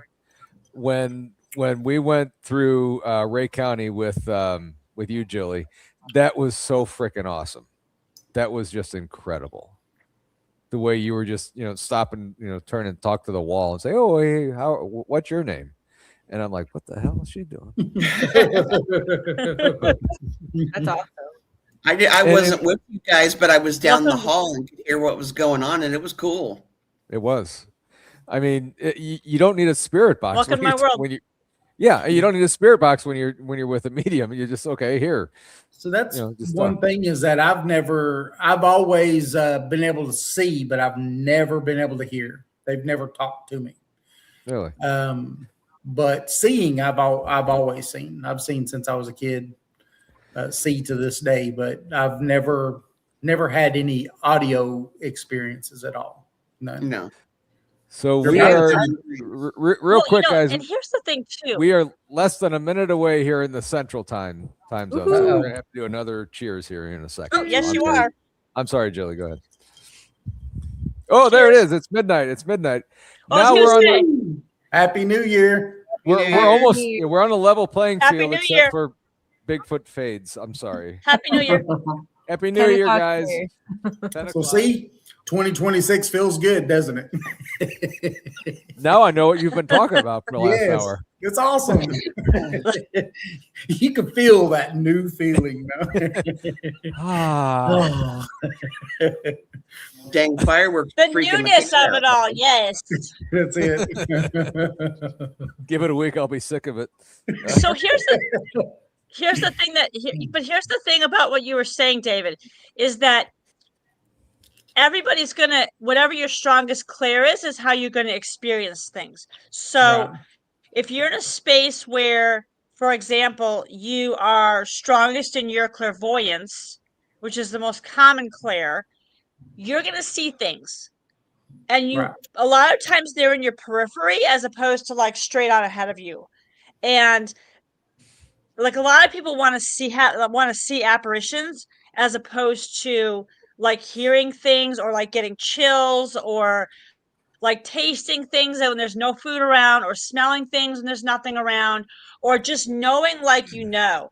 And I always encourage people, like, let yourself step into and be in the space of whatever clair comes up, like whatever your experiences is fine. And like when we were at Ray County, I had a different experience than Paul had, and Paul had a different experience than Natalie had, and Natalie had a different experience that both of us had. But we were in one of the Black History room, and we had a very like we were all experiencing the same thing, but with different Claires. And so being in the space where like now, and to answer your question, Bigfoot. So I grew up very Catholic. My mom is still a very devout Catholic, but she's watched me operate. She's watched me read houses. She's watched me communicate with spirits and cross people. And she knows my heart well enough to know that I'm not going to hell and I don't screw with things that like I can tell if something is not a good energy and like I'm peace out. I'm not doing it. But when you start being in the space, like since my grandma's passed away, God rest her, my grandma passed away in 2015, and she was very religious as well. And my mom, since my grandma's passing, has opened herself up much more to like what I do and the fact that I'm a medium and that I've crossed people and I've communicated with dead people. And she's much more like, she kind of went from like, like she wasn't sure what the hell was going on to very much more now. Like, well, when we go to Alabama, are you gonna want to stop and, ghost hunt or do whatever that thing is you do? And I'm like, I have no idea what we're going to encounter on the way. I don't know what's between Tallahassee and where we're going in Alabama. But, yeah, I just encourage people to ask to be shown, ask to hear, ask to know, and be open to whatever Claire comes up for you, whatever way your intuition wants to communicate with you. Because there's no right or wrong. And like earlier, like hearing little kids' voices or whatever, a lot of times people want the clarity and they want the message as opposed to being in the space of, I know I heard it, I have validation of it, I don't need to know, because that piece will download not on the computer program when your laptop updates or your phone updates. Like you download it and then it opens, and those are two separate things. And so a lot of times, like you get the download, the whisper, and you won't know what it means. And then like it could be tomorrow and it could be 6 months from now that you suddenly have the aha moment. And that's when it opens and runs. Right. Yeah. For me, it's always been visual. Yeah, we have a special guest. She's freaking out over the fireworks. Are you done? Yeah. I'm surprised my dogs aren't down here because I actually haven't heard fireworks yet. Mine's sleeping right they're behind loud over here. But yeah, she was flipping out on me, so I had to hold her. Oh, it's its same twin. Meow, meow. I thought you guys just passed. That is that's Gracie. That's my only girl. I know. What's going on there? I know. I looked down and all of a sudden it's a different cat. You're magical. Screen. Little portal. Me and Julie planned that one. It's magical, and I've been drinking There's a little bit too much. You have that 5 ain't cats? water. That ain't water. I have 5 cats. Oh, the diva won't let me have another cat. Wow. Last time I had another cat, she caused $500 in stitches. So no. Wow. Oh, yum. That's nice of her. I need an orange tabby one of these days. And name him Tyrion after Thrones. So last night That's I had something brushing against my leg, and I think it was the vent that was under my desk. Tonight, I don't know what it is. Something just went told you it was across my leg. Duende. It was what? David's got a cat. No. Everybody's got a cat. I don't have a cat. Baby. Hold on, I got a cat. I got a cat for you guys. Hold on. I'll show you the cat. Hang on. Hang on 1 second. Get the little puppy dog. I don't have. Hang on. That's cool. That's fantastic. It's the ramen cat. That's so Brandon great. needs one. Meow meow meow meow. Oh, she already put it down. I'll show you later. He was actually a wildcat from my work, and we started feeding him, and he got to where he wasn't as wild, so I brought him home. Oh, that man. We got a bunch of wildcats outside my work. I try to take care of them. Yeah. My wife makes sure that I feed our wildcats at work. She you got a panda. Food and everything. I was told that Zane was a boy, so that's why her name is Zane. And after calling her that for 4 months, I wasn't changing her name after that. So, well, no. See, I don't have an animal, but I have a snowman. Nice. Oh, that's nice. She's named after a character thought in you a had Laura dogs. Hamilton book. They're upstairs. They're upstairs sleeping. Oh, gotcha. I got this new camera. I got this new camera stand, so I'm trying to get used to it a little bit. Okay, so Oh, your audio is like really. Whoa, that was the wrong button. How do I get out of that? Help. I'm trying. Okay, so What'd you do? oh, I was looking at. I was trying to find the screen to make it bigger so I can actually see everybody on here. So, Bigfoot, is that the microphone that's lit up right next to you? Yeah. Okay, okay. What kind of microphone is that? That's a really good. I mean, you're not that close That's to it, but cool. you sound fantastic. Thanks. It's let me see. It's some Amazon special. 2 days. It'll be there. I don't see the brand logo on it. So it sounds like one of those microphones that you can be like real close to it, real far away from it, and you'll still sound the same. Yeah. What Okay. about here? Hello, hello, hello. I mean, you sound a little bit further away, but I mean, it still sounds really good on there. Let me see if you just look up LED microphone. LED microphone? Yeah, that's what I think I put in. Oh, okay. Oh yeah, it's a 15. It's FIFINE. Because when I set it up on the StreamYard, it was they're like $40. They got them in black or white. So, I mean, judging by the sound of that, it sounds better than a $40 microphone. Yeah, it's not too bad. I don't know. This is the first one that I bought. This little piece broke off, so I had to hot glue it, but it's working all right. Hot glue and duct tape, that fixes anything. and I got lots of duct tape. Yes, it does. Especially that Gorilla brand. It's great. Well, kids, I hate to cut it off, but I have to get up at like dark 30, so I'm going to go ahead and get to bed. All right, Mickey. Have a good night. Happy New Year. Happy New Year, Mickey. You guys take Rest care, well. okay? You as well. You just Thank say you very much for joining us. No problem. Love you. Love to all. Love you too.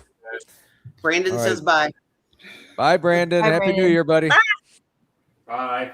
Mr. Dichill has his box of Dichills ready. Go. All right. See you guys. My kid's a turd.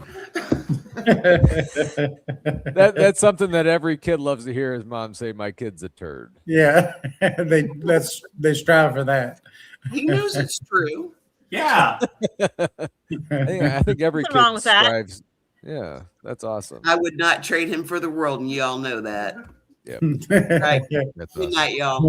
All right. Good Night, Mickey. Night, Night. Mickey. All right. So Bigfoot Fadez, is that a powered mic or is it? Yeah, it's plugged in like USB on the Mac over there. Right. Yeah, I've got. I'll show you like a whole setup. So I got like all these streams going at once, and then like a whole computer set up there. dang Is girl. that one big monitor? Yeah, it's a That's 49 amazing. inch one.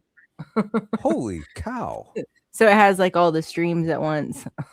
Jesus. And no kid. I just have this little monitor that I'm looking at that I could hardly see anything. Well, Exactly. even if you're on your phone, it's okay. Yeah. Our mics are all Rodecaster, and our board is Rodecaster, and so it's all powered mics. There was Right. somebody who I saw, I think on a Facebook page called Podcasters on Facebook or something like that. And he was getting rid of all of his stuff. And he has, microphones, Yes. Rodecaster soundboards. That's what I have is a Rodecaster Pro. Hey, if you get Yeah. one cheap, I would highly recommend it. What is cheap? Because he Well- was selling his, I guess it was used for like $500. Like, oh, sorry. Well, I mean, I paid over $1,500 for mine. Holy cow!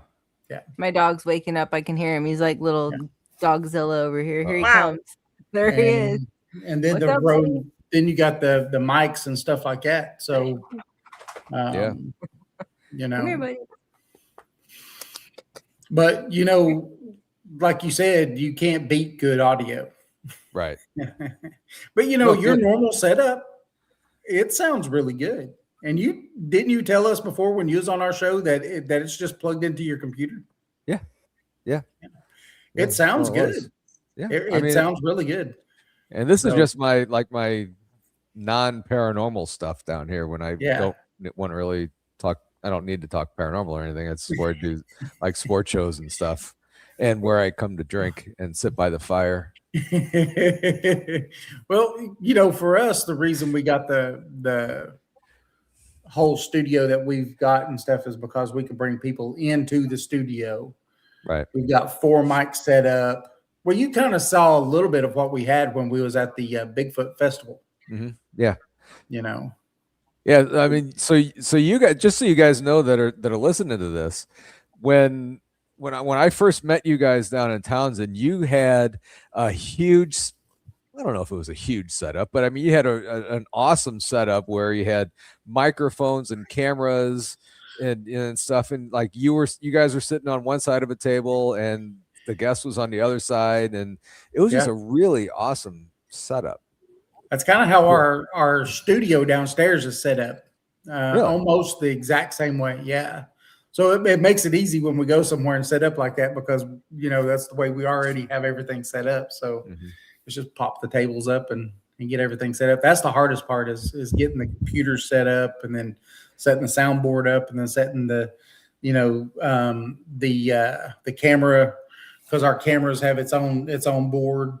And so once we get all that set up and then synced in together and then into the computer, and then we can do what we do. Yeah, it's a production, you know, really. It's almost like a little mobile TV studio. Yes.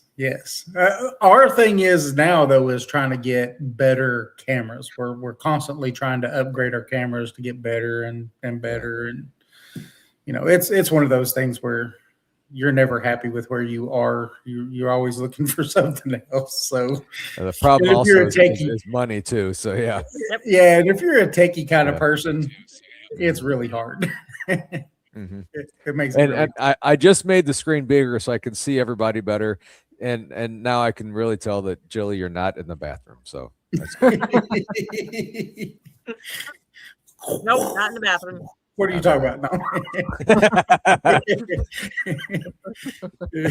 Let's say if I hear a flush, I'm gonna.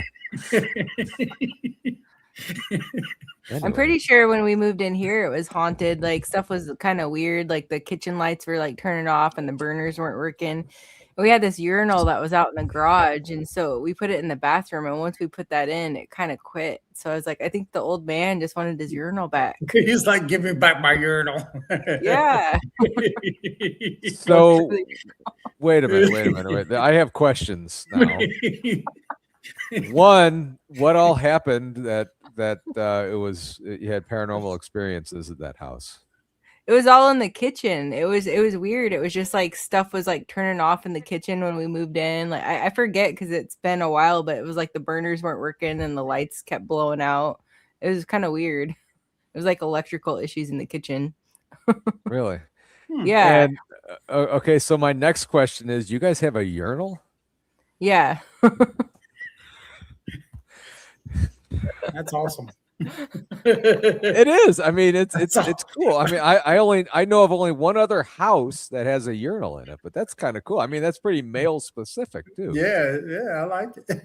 I have a feeling his wife told him to get it out of there, and he was pissed about it, and then he died, and then and then he died out in the front yard. Oh, so we're talking about the former owner, right? That died out. Okay, because that threw me for a second. That his wife. It was the former owner. Okay.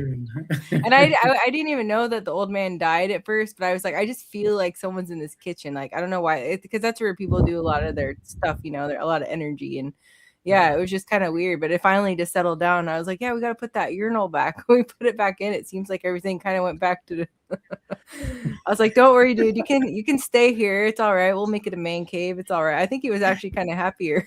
He's like, woo, I get what I want. It's always better. A man cave is always better with the urinal. Yes. I mean, I've got a man cave, but I don't have a urinal in there. So, I mean, me and my wife's going to have to talk for a minute. And I mean, something's going to have to happen. Call him the ghost of the urinal. You're so deprived. I know. you it's said like, the ghost of I the feel like urinal? The ghost of the urinal. I need to see if I can get one that's haunted too, just We have know- a haunted urinal. I want a haunted urinal. Haunted urinal.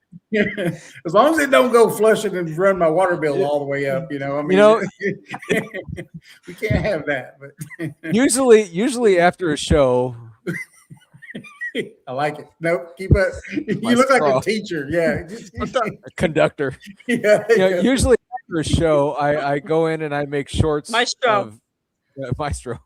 I make shorts of everything, and it comes up with titles and everything, and I'm just really wondering when I do that, if we see like the haunting of a urinal or something as a title.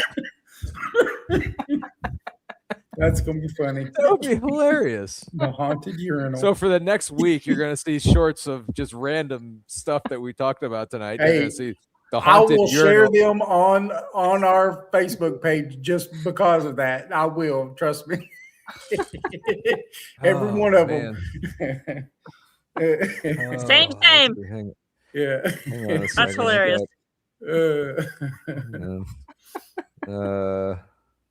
We were going to sell the house, and so I got me and the wife sold all of my video games that was down there. I had Pac-Man and some pinball machines and all kinds of stuff, and now we've decided not to sell right now, and now I don't have nothing in my man cave. So, yeah.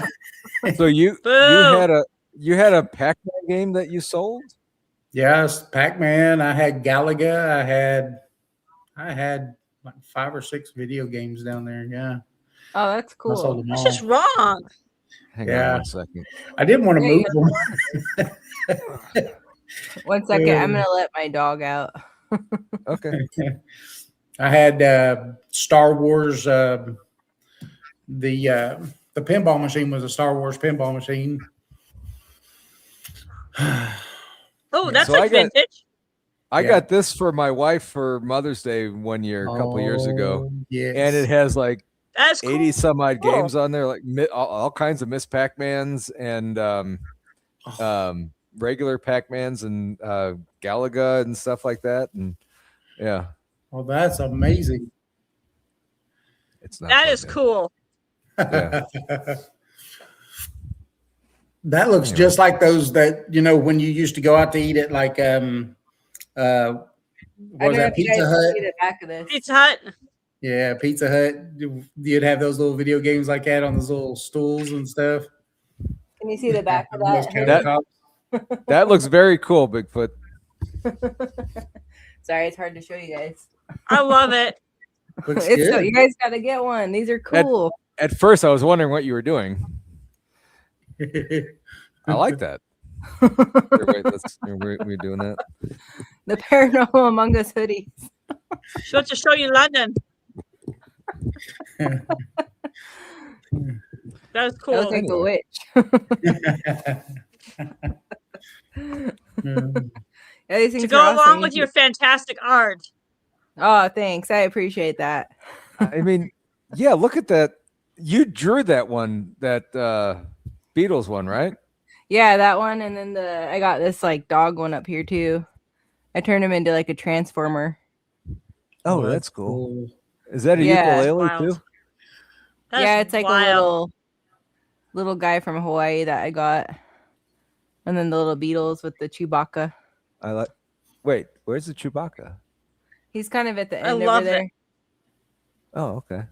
There it is. I'm not very good with the camera thing still. That's I so know, cool. I'm getting sick. Sorry, guys. And who plays the guitar? I just got it in Hawaii. I thought it was kind of cool. So, and then I do have a couple guitars. One's got on Amazon, and the other one my husband got me for Christmas last year. That it's a Fibor, I think. That one's pretty nice. That's a pretty cool setup you got going on there. Thanks, guys. I like all the lights. You see my whole Love house. it. That's your whole house. This is it. No. Where's the urinal? I want to see the urinal. Yeah. I could show you guys. No, I don't know that we want to see the urinal. Paul's like, I really want to see someone's bathroom this week. Not twice. Make sure no one's in there. Yeah. Well, here I thought we were seeing a bathroom for the longest time, and then problem is I can't see what's going on in chat. So hang on a second. I'm looking on here. I usually just have the chat window open also. But if you're on a laptop, that's probably hard to have two screens. Yeah, well, I got my laptop that I'm talking into and that all you guys are on now, and I also have my iPad, which is like 15 or 20 seconds behind everybody, so I can't really tell what's going on here. Yep. Hi, Nathan. I don't think I said hi to Nathan yet. Hi, Nathan's in here. Freaky Geeks. Good to see Freaky Geek back. Hi, Freaky. Yeah. So anyway, Jilly, you're coming on the show soon, aren't you? I got you in on the 6th. I want to say the 16th. I am, yes. 16th? Something like that. Yes, I think so. Okay. I have you. Let me see where I'm booked. I should know this. I should. Oh, wow. Jilly's going to be on the 13th. The 13th. Yep. Bigfoot Fadez is going to be on the 6th. Woo-hoo. Except I have you on my schedule as Sarah. That's all right. Either way. Dave, I need to get you and Jason on here. But you were just on Blondes and Booze not too long ago, weren't you? Yeah, I think it was maybe at the beginning of December sometime. Okay. I think so. Yeah, we're good to have you guys back on. And what days are your shows on, Dave? I know it's on Saturday. Yep. Thursday. Thursday 7 to 8, and then Saturday from 8 to 10. Okay, so we'll have to have you on a Tuesday or Wednesday. Yep. You could have us on, whenever. Okay. If we skip a show, we could skip a show for it. No, I don't skip a show. I don't want to. So, and Julie, I'm sorry. Go ahead, Dave. No, I was just going to say, because sometimes, when we do our, UT had us do a paranormal talk at UT this year. And then we've done a couple paranormal talks at the public library in Knoxville and stuff. And if it's on a Saturday, then we'll usually, if we do have a show that night, then it'll be usually a short show. We usually don't do a long one unless we have a guest. Yeah. I remember the one time we were flip-flopping shows. You were on my show one time, so you didn't have a show on a Saturday when I used to do Saturdays, and then we flipped it. And Jilly, when do you have shows on? I know you do some readings on Monday nights still. I am actually revamping everything. We are deciding in the next week or so when we're going to do lives, because I want to do live. I'm moving everything over to school, but we're going to have lives via Zoom. And then we're also going to do lives on YouTube to expand the audience. We just haven't decided on when quite yet. So we'll be announcing that. I'm trying to revamp my podcast entirely. We're also going to go through a rebrand, and everything's going to be under Jilly Maria. So yeah, it's going to be quite a big year. So rebranding is hard. Yeah. it's but hard. in the long run, it's going to be really cool. It's going to be really cool once you get it and everything. Yeah. And I've talked to a few people that you have done readings for. You've done readings for me, and you've been on the show several times. And you're just a fantastic medium, and you're just so good at what you do and so accurate too. So It's just amazing to see you do that stuff. And again, you'll be on the 13th doing your stuff too. Yep. So that's going to be fun too. So guys, make sure that you stick around for the 13th. We're not going to stay on that long right now. Oh, come on. Then you will end up seeing the inside of someone's bathroom by that time. I'm just saying. Because I'm about to go right now. It's right down there. I can get the camera there in no time. And then Bigfoot Fadez, you're going to be on the 6th, so that's going to be awesome. And you're on. Excited. You're on with Tex a lot, aren't you? Yeah. I jumped on a couple of his live shows also. They're really fun. Mm-hmm. Okay, so who do you like being on the show with better?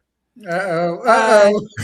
That's a trick question. Don't answer it. No. Okay. Oh. You said BMR? Okay. I heard that. I heard that. Yeah. I love you all. I love you all. You know what? I'm busy on the 6th now.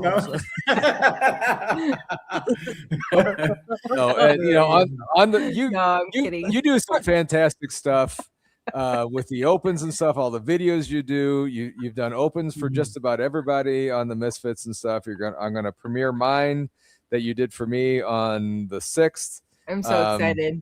I can't wait. Honestly, I forgot what it looked like. I'm trying to think. I remember it was cool, but you got me and Krista and Natalie in there. We're in the woods. It's cool. It's really cool. I can't wait for you guys to see it. It's awesome. No, I love you guys all equally. I really do. You guys all have such cool, unique. Good recovery.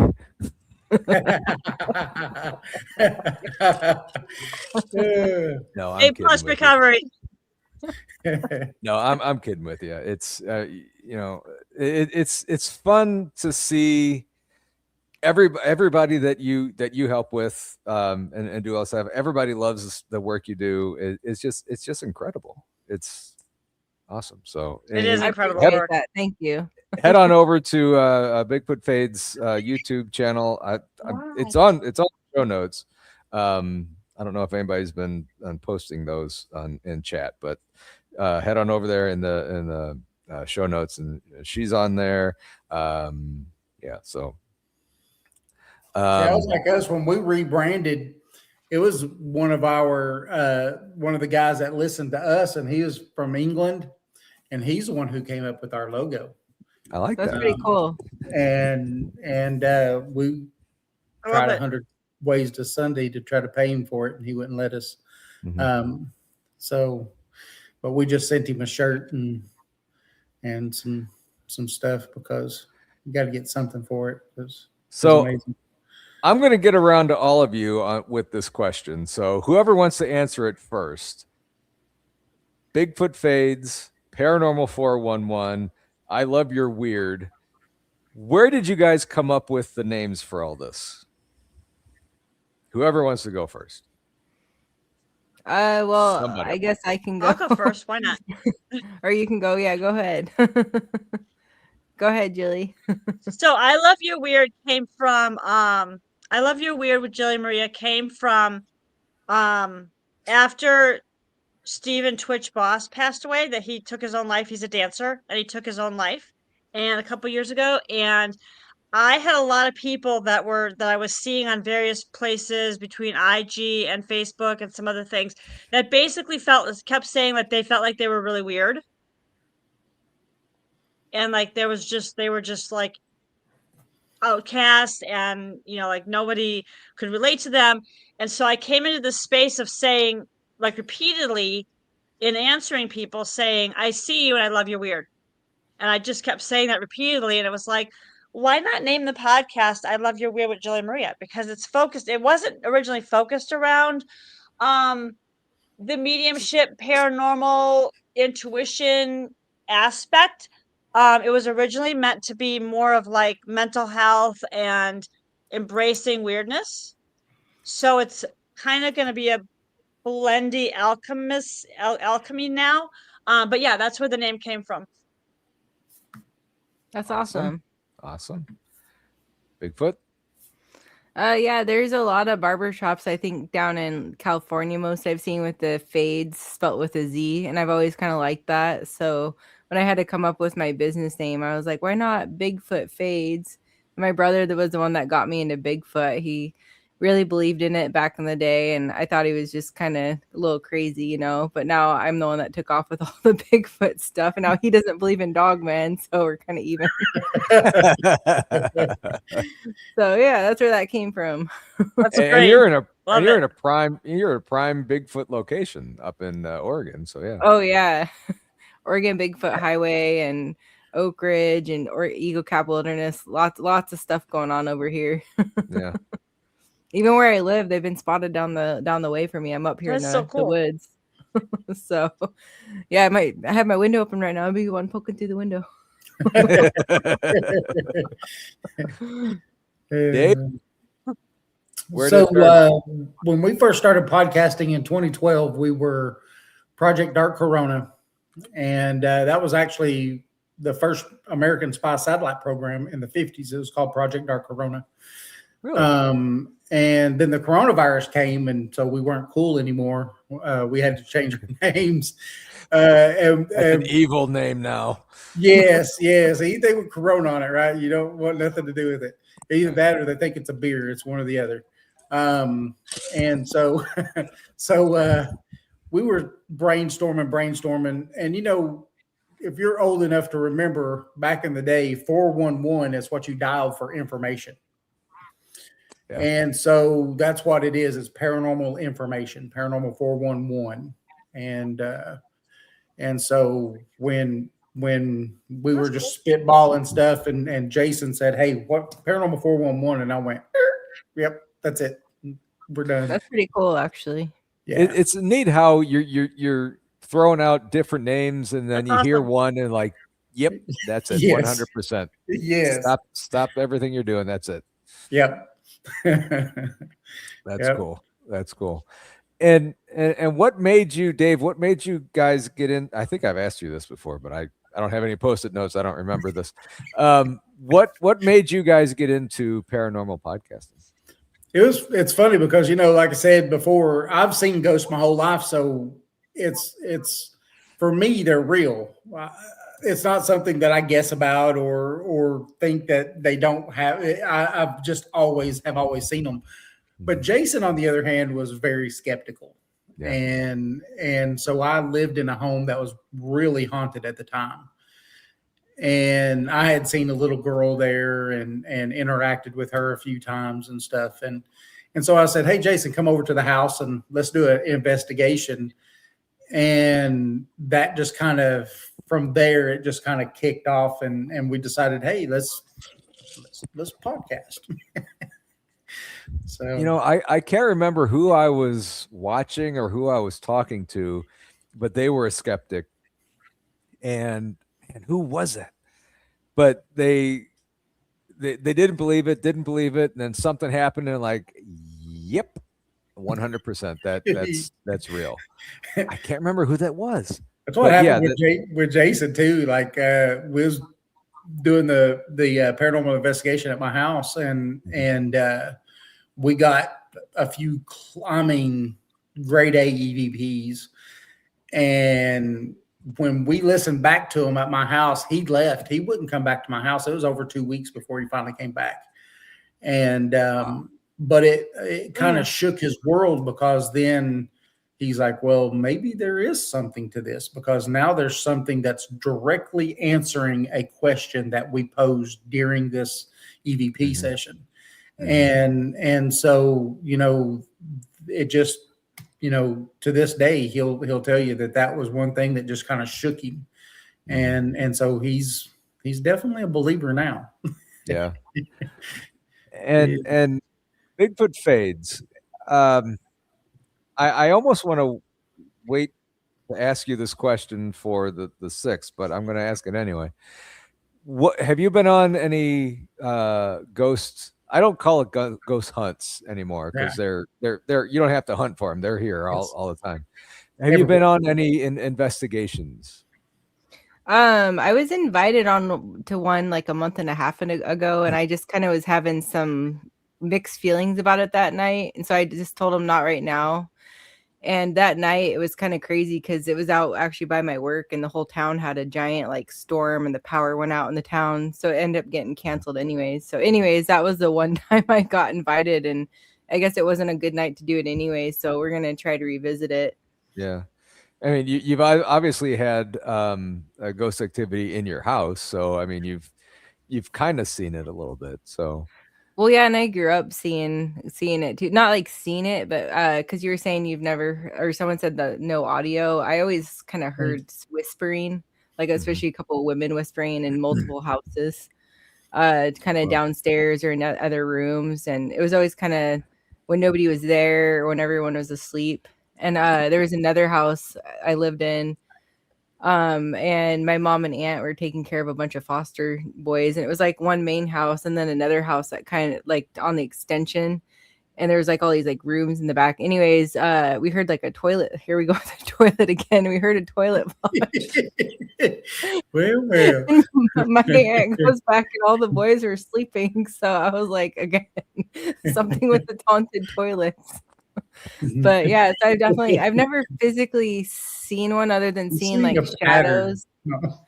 Yeah, you see a pattern, and I've seen shadows, and it's always like in a hallway, and I don't know if that's normal, but even like sitting here, I've had times where I'm sitting here watching Paul's show, my dog will be sitting here, and it's like growling at the hallway, and Paul's like, you need to take that buffalo painting down. So I did. I got rid of it. It's like, it's the painting. So I don't know if it's the old guy walking by still. And I guess it's your lighting right now that it's casting shadows on that painting behind you, on the Beatles painting. Yeah. First time I'm like, there's a shadow figure behind you, but it keeps doing it. So I'm assuming it's the lights that are changing in your room there. It's the lights changing, and I always tell them too. I'm like, hey, if you're here, like as long as you're cool, I'm okay with you hanging out still. Okay. Well, I have two questions now. One, Donny, have you ever heard of a haunted urinal? Before or after I've been there? Either. We'll say either. Haunted urinal. I mean, I've definitely left my mark on some urinals in my day. Anyway. I mean, if your wife took your urinal away, you'd be mad too. I'd be mad. I'd be like, the one thing that I got that made me feel like a man. You took it. The one thing that made me feel like a man. I mean, really. I mean, yeah, that's a true statement. I mean, women can't. Well, I guess they could use it. I have a feeling when he died, she goes, get that urinal out of here right now. And like it pissed him off because he knew, and he's still here waited. I think he got closure when we put that urinal back. I think that was a closure he needed.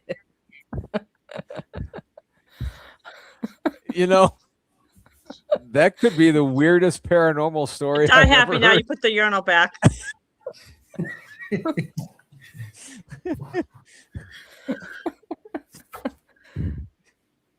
I'd show you guys pictures, but I'd have to. Oh, did I ever tell you about the truck?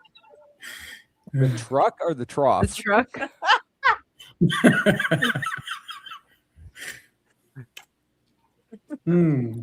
So, can I tell you guys? Truck, the postal truck.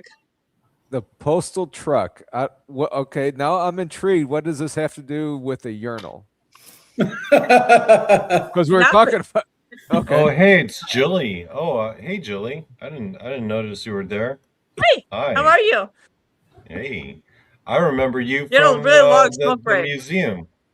You were walking Paul through the museum, and you were seeing stuff. I remember that. Yes, I was. Yeah. It was that awesome. was, I've been on. I haven't been on a whole lot of ghost investigations, but that was my favorite one. Well, also coming from a awesome. man who's never seen it or The Shining, I mean, your standard of ghost investigations may differ from mine. Just saying.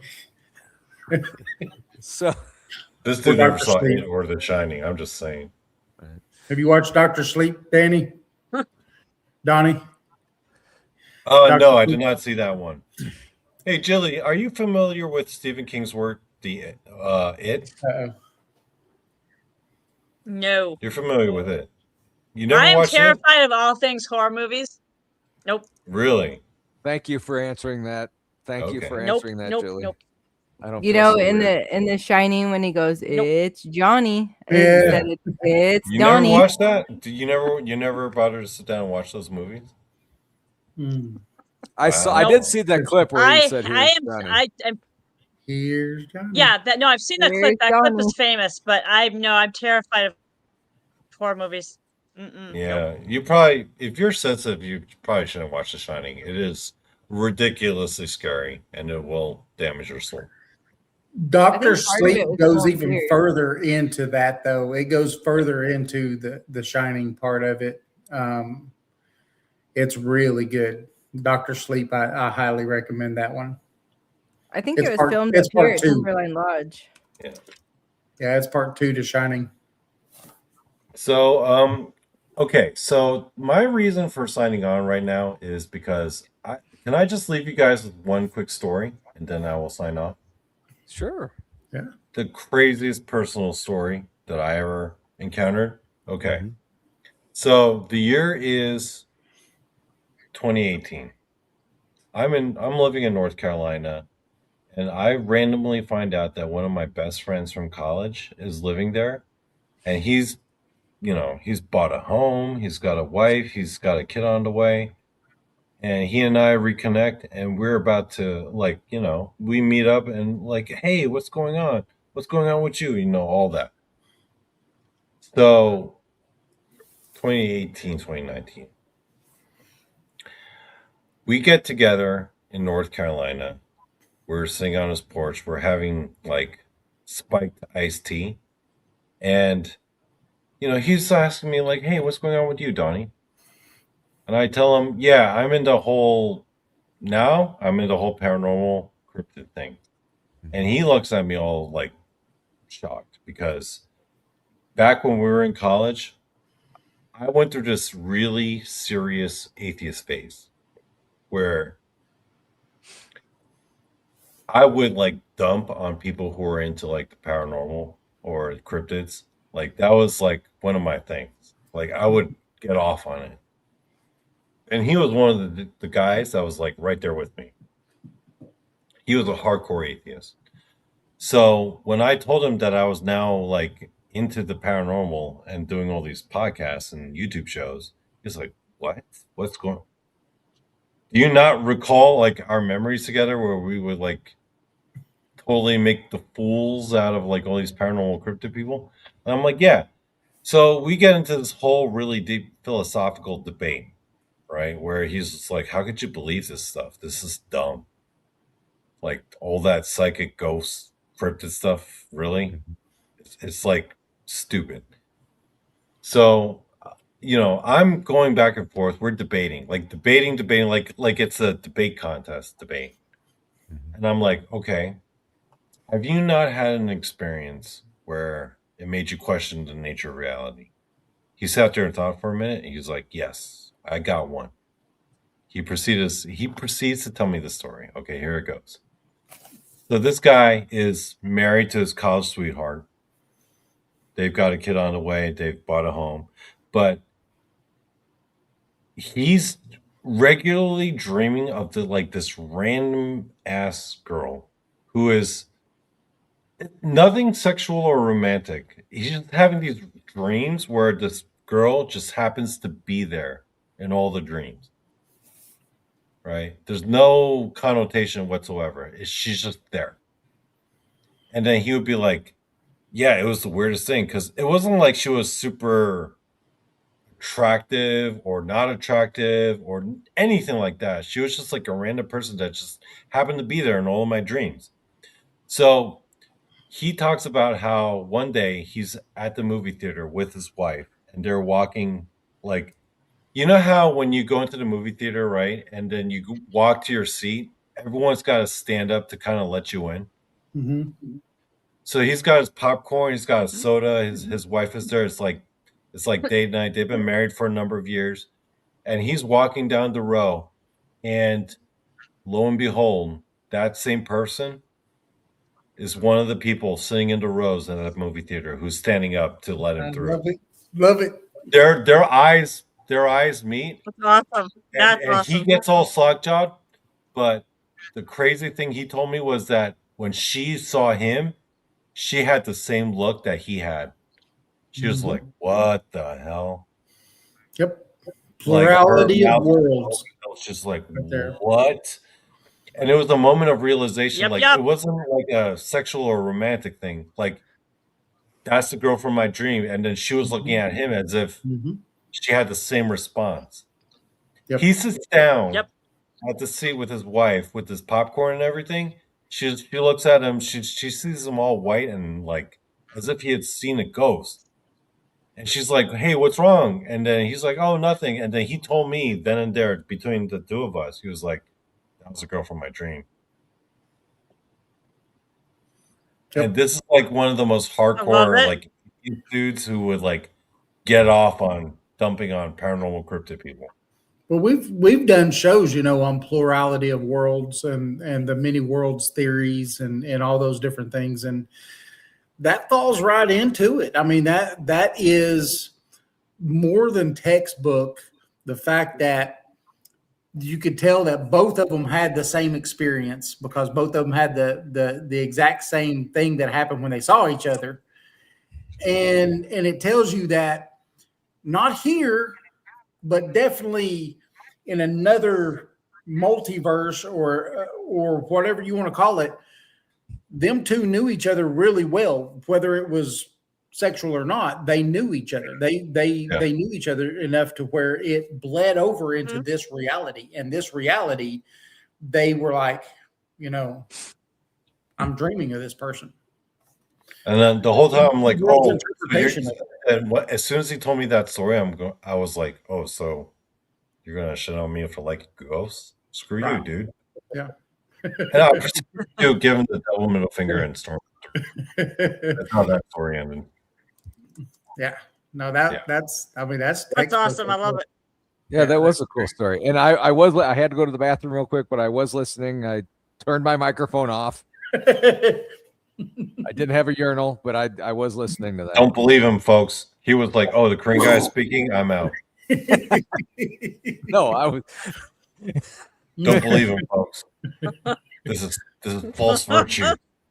False virtue. I see you put your hoodie back on. I had a great story, and Paul just checked out. He was like, "Oh, I was listening to it."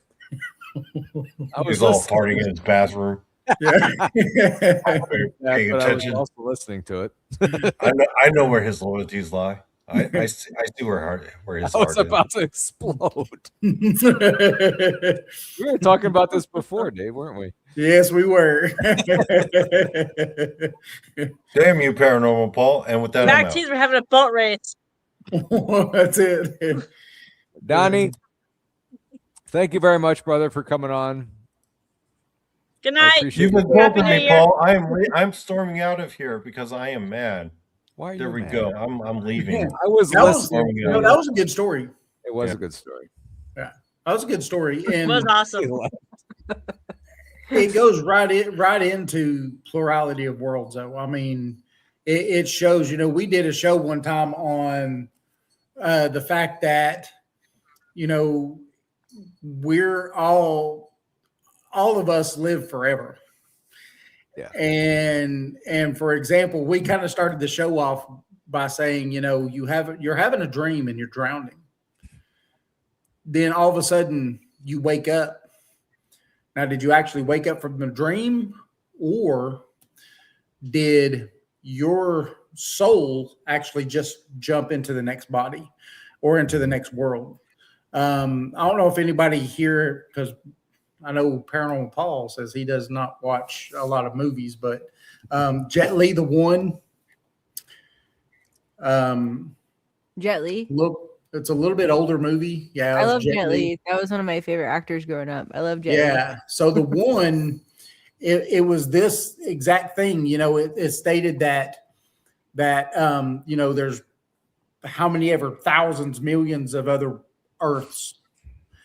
And so they could jump. It was almost like a time cop type thing, right? They tried to keep control of all the different other Earths to make sure that everything was good. Well, he had to kill one of himself in self-defense in one of those other Earths, and notice that he got stronger. Well, what happens is you start condensing down to a pure person, right? And that's how that movie kind of went, was that he was trying to become just one, where instead of there was millions of him, going across all the different other Earths, it would only be him. And then he would live forever. He'd be pretty much immortal. Mm-hmm. And that's the thing in the many worlds interpretation of it, is that when you die, you don't really die. Your soul goes from that to the next one. And that bad dream that you're waking up from was actually you dying in the last world. So like I've had a lot of dreams like that where I've dreamt of something and then it happens, or dream of people and you see it, just like what Donny was talking about. Do you think that, you're talking about Jet Li being like multiple kind of outcomes? Do you think the dreams are sort of like multiple outcomes, like the dream could happen exactly, or it's sort of like this shifty kind of universe we're tapping into? Because that's kind of what it feels like to me. Like it's not for sure that's going to be what happens, but and it's almost like when the event happens, it's like, oh, that's what the dream's about, and it's almost like I never know what it's going to be out until the actually thing happens. It's a little distorted. Yep. I don't know if you've ever seen that happen before, but yep. I remember when I was a kid that I would dream that I was playing in the backyard or something. And then like the next day or so, I'd be doing the exact same thing that I had dreamt about. And I remember playing or whatever. And I'm like, well, this is weird. Deja vu.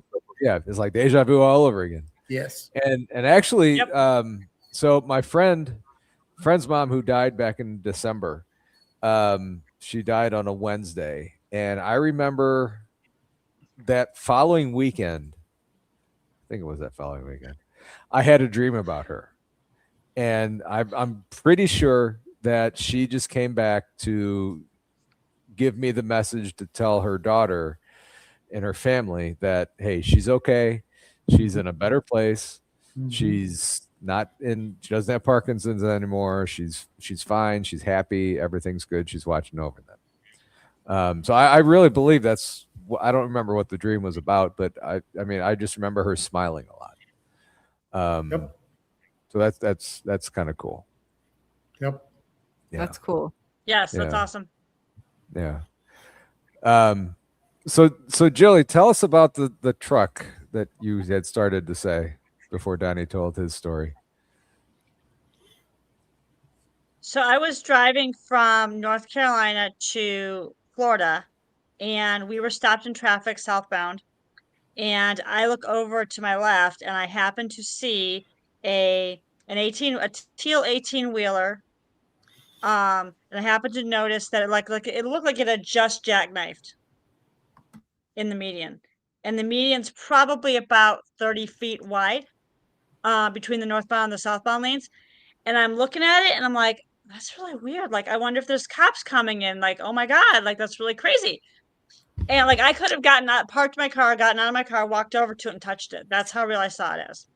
So I look over again and I see it. So I'm like, okay, when we start, obviously we're stuck in traffic, we're not moving. So I make a note, and as we start traffic moving again, I pull over and I look up, USPS truck accident, South Carolina. And it happened like 3 years prior. That single truck accident, went off the road, jackknifed, and they're like police on the scene, cleaned up like 3 hours later. I was like, that is really crazy. But it's like, for me, it's like those are things, and like the crossing slaves and things like that for me just give me more validation of my gifts and like more fine tuning it and being in this. And it's interesting because I used to like not tell people because I was accused when I was a child of having a very active imagination. Because my very first one, I think I was like 6, and I saw a little girl in a white dress in a field. And I told my dad, and the house that the field was behind had just been hayed, and the house was like 200 years old. And I told my dad about it the next day, and he's like, "Honey, there's no little kids around here," and like for miles. And I was like, "Oh, okay." And I was like, "I wonder what I saw." And I saw her more. I saw her multiple times, but it was interesting how, like, as I was growing up, like people would just say, "Oh, she has such an active imagination. That's so cute." And as I was like, when I told my grandma about the guy at the bottom of the stairs in her house, like when she was 90 years old, I was telling her about it. She goes, "Oh, that's Doc Stusser. He built the house." And it's interesting that you saw him. And I was like, because you were talking earlier about how people don't necessarily, like, depending upon their upbringing, like they like demonize it or make it like weird or wrong. And it's like we're in the generation, what I'm finding is there's a lot of people that as people pass away that condemned it, and they have that freedom to like know it or experience things, or they know someone like me. Most people that know me, like my mom, for just as an example, as a common example, she's known me obviously my whole life because she gave birth to me. So now we're in the space of like she's getting up in years, but she's also recognizing that when I'm sharing things with her, they think it's really cool.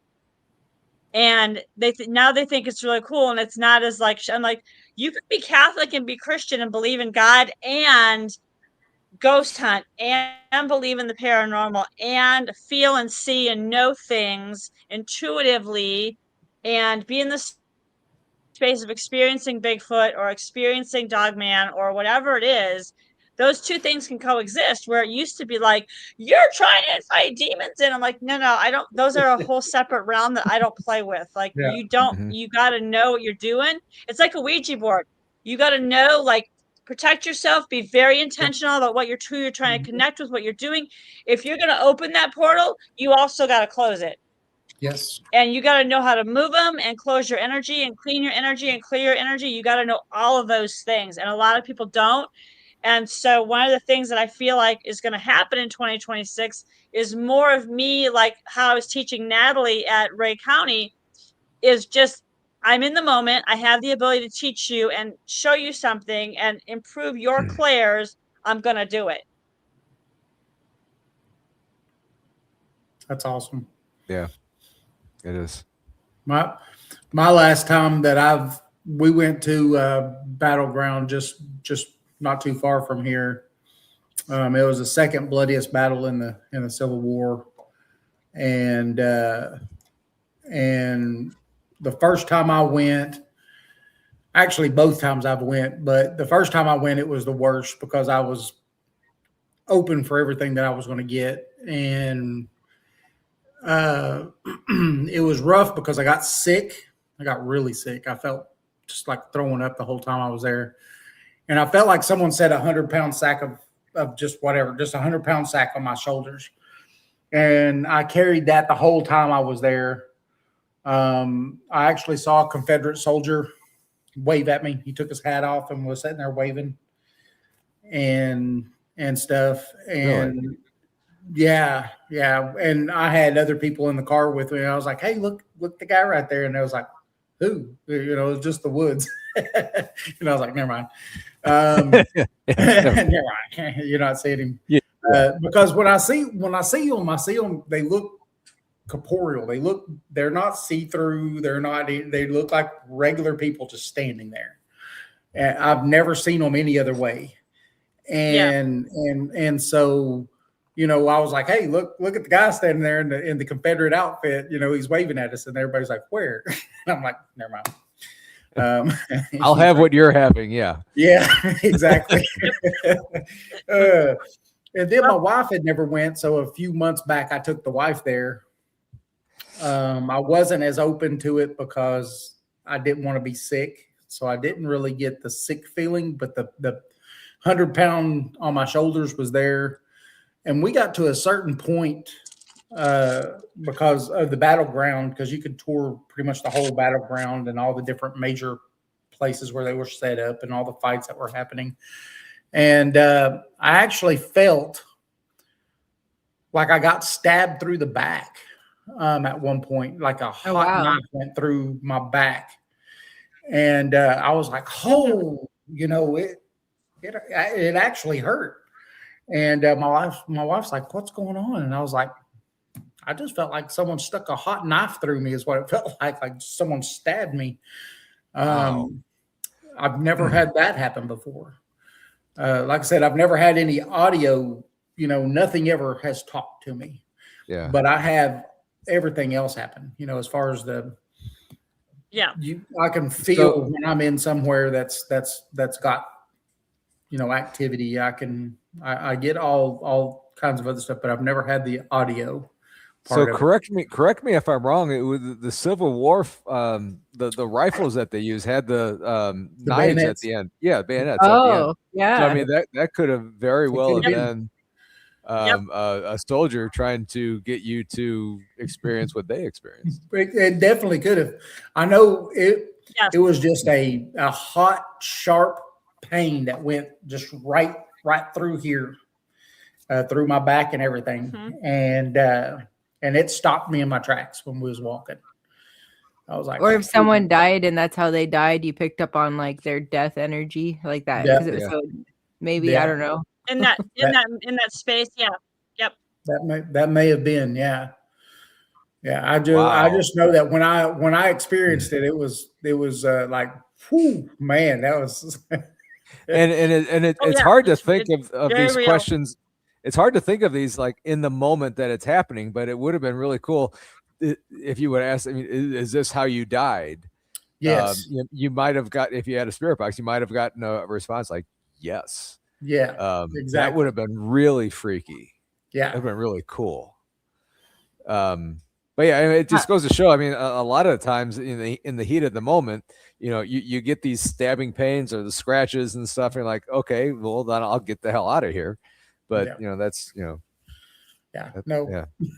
I rarely will go away, even if something tells me to leave or something. No. I'm wanting to have a conversation. I want to have my conversation. And just because you get mad and you want me to leave, I'm not done with my conversation yet. So you're going to have to force me to leave. I'm stubborn in that aspect, but yeah, I'm the kind of person that if I hear something, I'm running towards it. There's nothing stopping me. I'm going right to it and seeing what's going on. Wow. But you know, like I tell my wife, she had something that happened to her. She started trying to open up to this stuff because she wasn't really open to a lot of this stuff her whole life. And she started opening up to this stuff. And she actually had something. She was trying to sleep one night, and I was out on the road. She had come off the road because we used to team drive in the truck. And she come off the road already. And so I was out, and she was here, and she had something. She could feel the breath on her ear as it whispered to her and talked to her. And she called me up just crying, bawling. And she thought she was going crazy because she had spent hours already trying to rationalize these things. And I told her, I said, you cannot, and I want to tell everybody that's listening to this, you cannot rationalize the irrational. You will drive yourself crazy if you try to rationalize these things. Do not. Your rational mind cannot grasp what's going on with you. It cannot do it. And the only reason I can say this is because this is just something I've dealt with my whole life. And so you cannot take these things rationally. It just doesn't work that way. And so, you know, when it comes to rationalize these things, you just can't do it. Just can't. And too many people do, you know, in their regular everyday lives. When things happen to them, they'll try to rationalize it. It's funny how your wife had. People are terrified of being crazy. Yeah.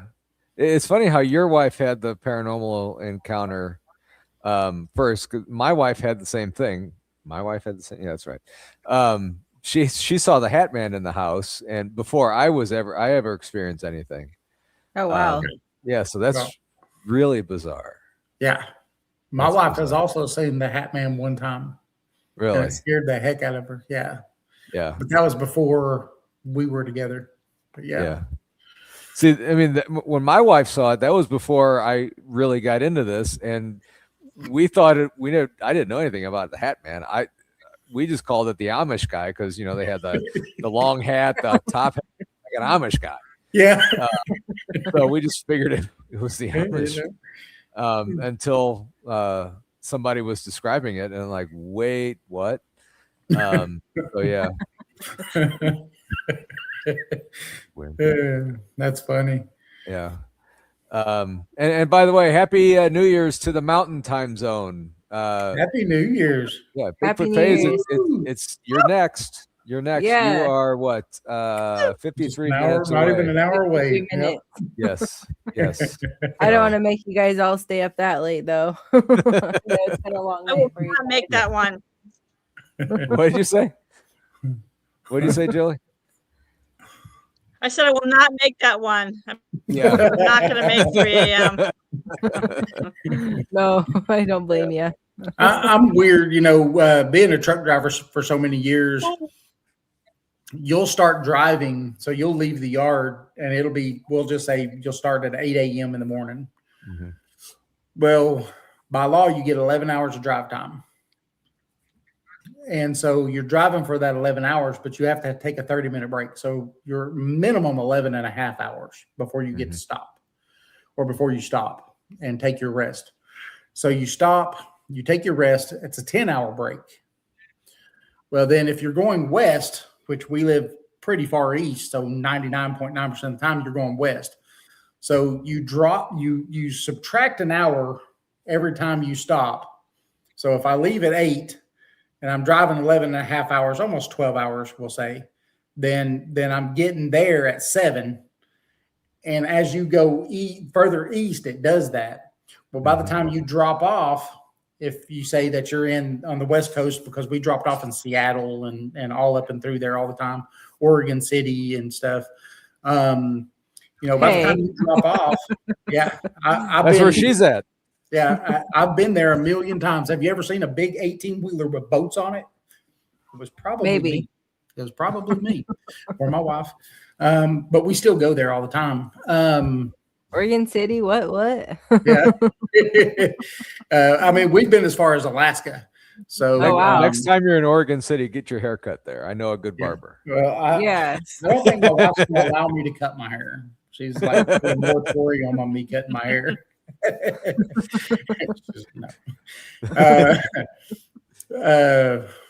What was I even talking about now? I don't even remember. 11 hours of travel time. Oh, anyway, yeah. So by the time you get to where you're going, you offload, you do whatever you need to do, and you start turning back around. Where you was on your day shift when you started off, by the time you're on your way back, you're on night shift now. And so now you're driving all night long and you're sleeping in the day. And so all the years of doing that, not really having any kind of a sleep, set sleep time. I could stay up as late as I need to. Once I get over that 12-hour hump, I could stay up for 36 hours. Oh my God. Oh yeah. I've done it regularly. Wow. I did that when I was younger, when I was in retail. Not anymore. I've literally got off the road after driving 11 hours that day, come home, and then the wife and I take a trip somewhere that was another 12 or 13 hours down the road that I drove. Oh, wow. Wow. Yeah. I remember I used to work overnights, and I would get off at 6 o'clock in the morning. And my wife and I, she's got family that lives up in Columbus, Ohio. And we were going to go there one weekend. So the plan was I would get off work, pick her up. We were dating at the time. And I would start driving and we would get there. I pick her up. She had slept all night. I worked all night. I picked her up. We hit the Poplar Street Bridge going from St. Louis to Illinois. She was sound asleep. I look over there. I look over and she's sleeping. I'm like, are you kidding me? Anyway. You're supposed to keep me up. Yeah. That's where back in the day, Art Bell got me because I would tune over to Coast AM and I'd listen to that all night long. Yeah. And it's funny that you say Art Bell because I remember somebody in chat said, "Too bad Art Bell isn't around for us to interview him." Yeah. Can't remember who that was or why they said that, but that's the second Art Bell reference tonight. Yeah, I loved Art Bell, man. When we first started doing our show in 2012, that's what we wanted to do was his show, Coast to Coast. It was a I'm cool not going to show. say that I dislike the show the way it is today, but it wasn't. It's not the same as it was with Art Bell. That's what I'll say. Yeah, a lot of the broadcasting isn't the same as what it was. I mean, when me growing up, I always idolized Jack Buck, calling the Cardinal games and stuff, and he was my hero and stuff. I met him a couple times, and I always wanted to be like him, but unfortunately, he had to pass away too. So. And they don't make them like they used to. Excuse me. So I'm hearing those voices again. I am too. I heard it just now. I'm thinking it's some kind of weird interference somehow. Because it almost sounds like a conversation.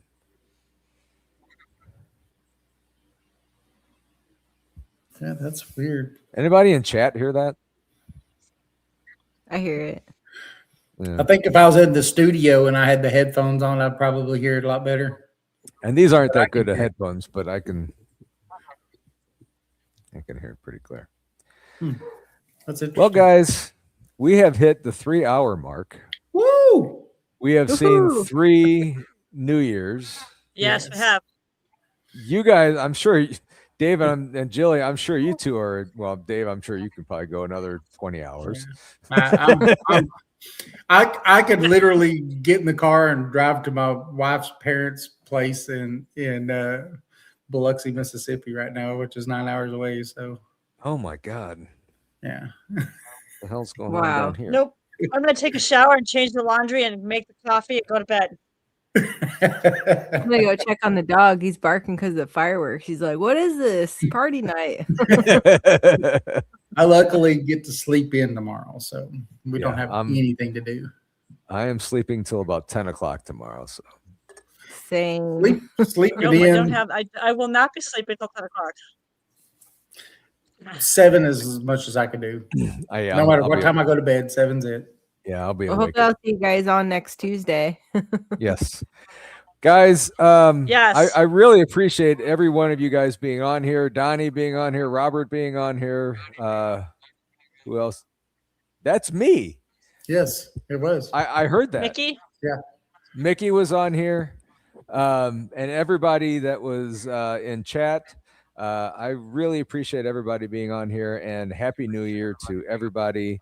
And Bigfoot Fadez, I'm sorry we couldn't make it to your New Year.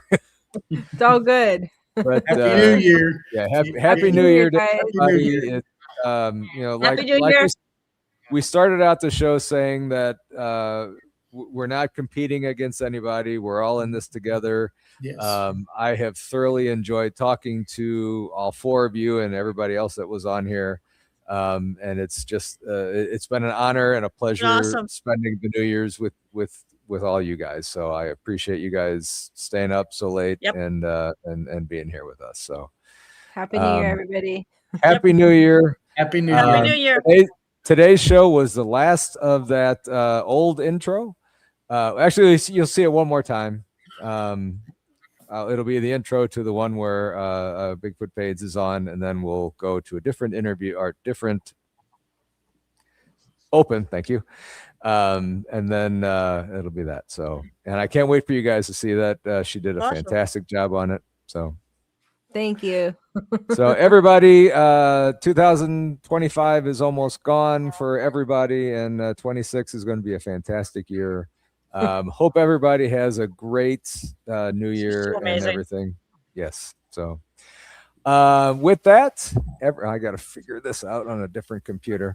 You guys, again, thank you so much. To Bigfoot Fades to subscribe to her, Paranormal 411 to subscribe to them, and Jilly, go to I Love Your Weird and subscribe to them. We love everybody. Have a wonderful night. Happy New Year. See you guys. Happy New Year, everybody. Happy New Year. Thank you. Thank you, Right. guys. Happy New Year. Bye, everybody.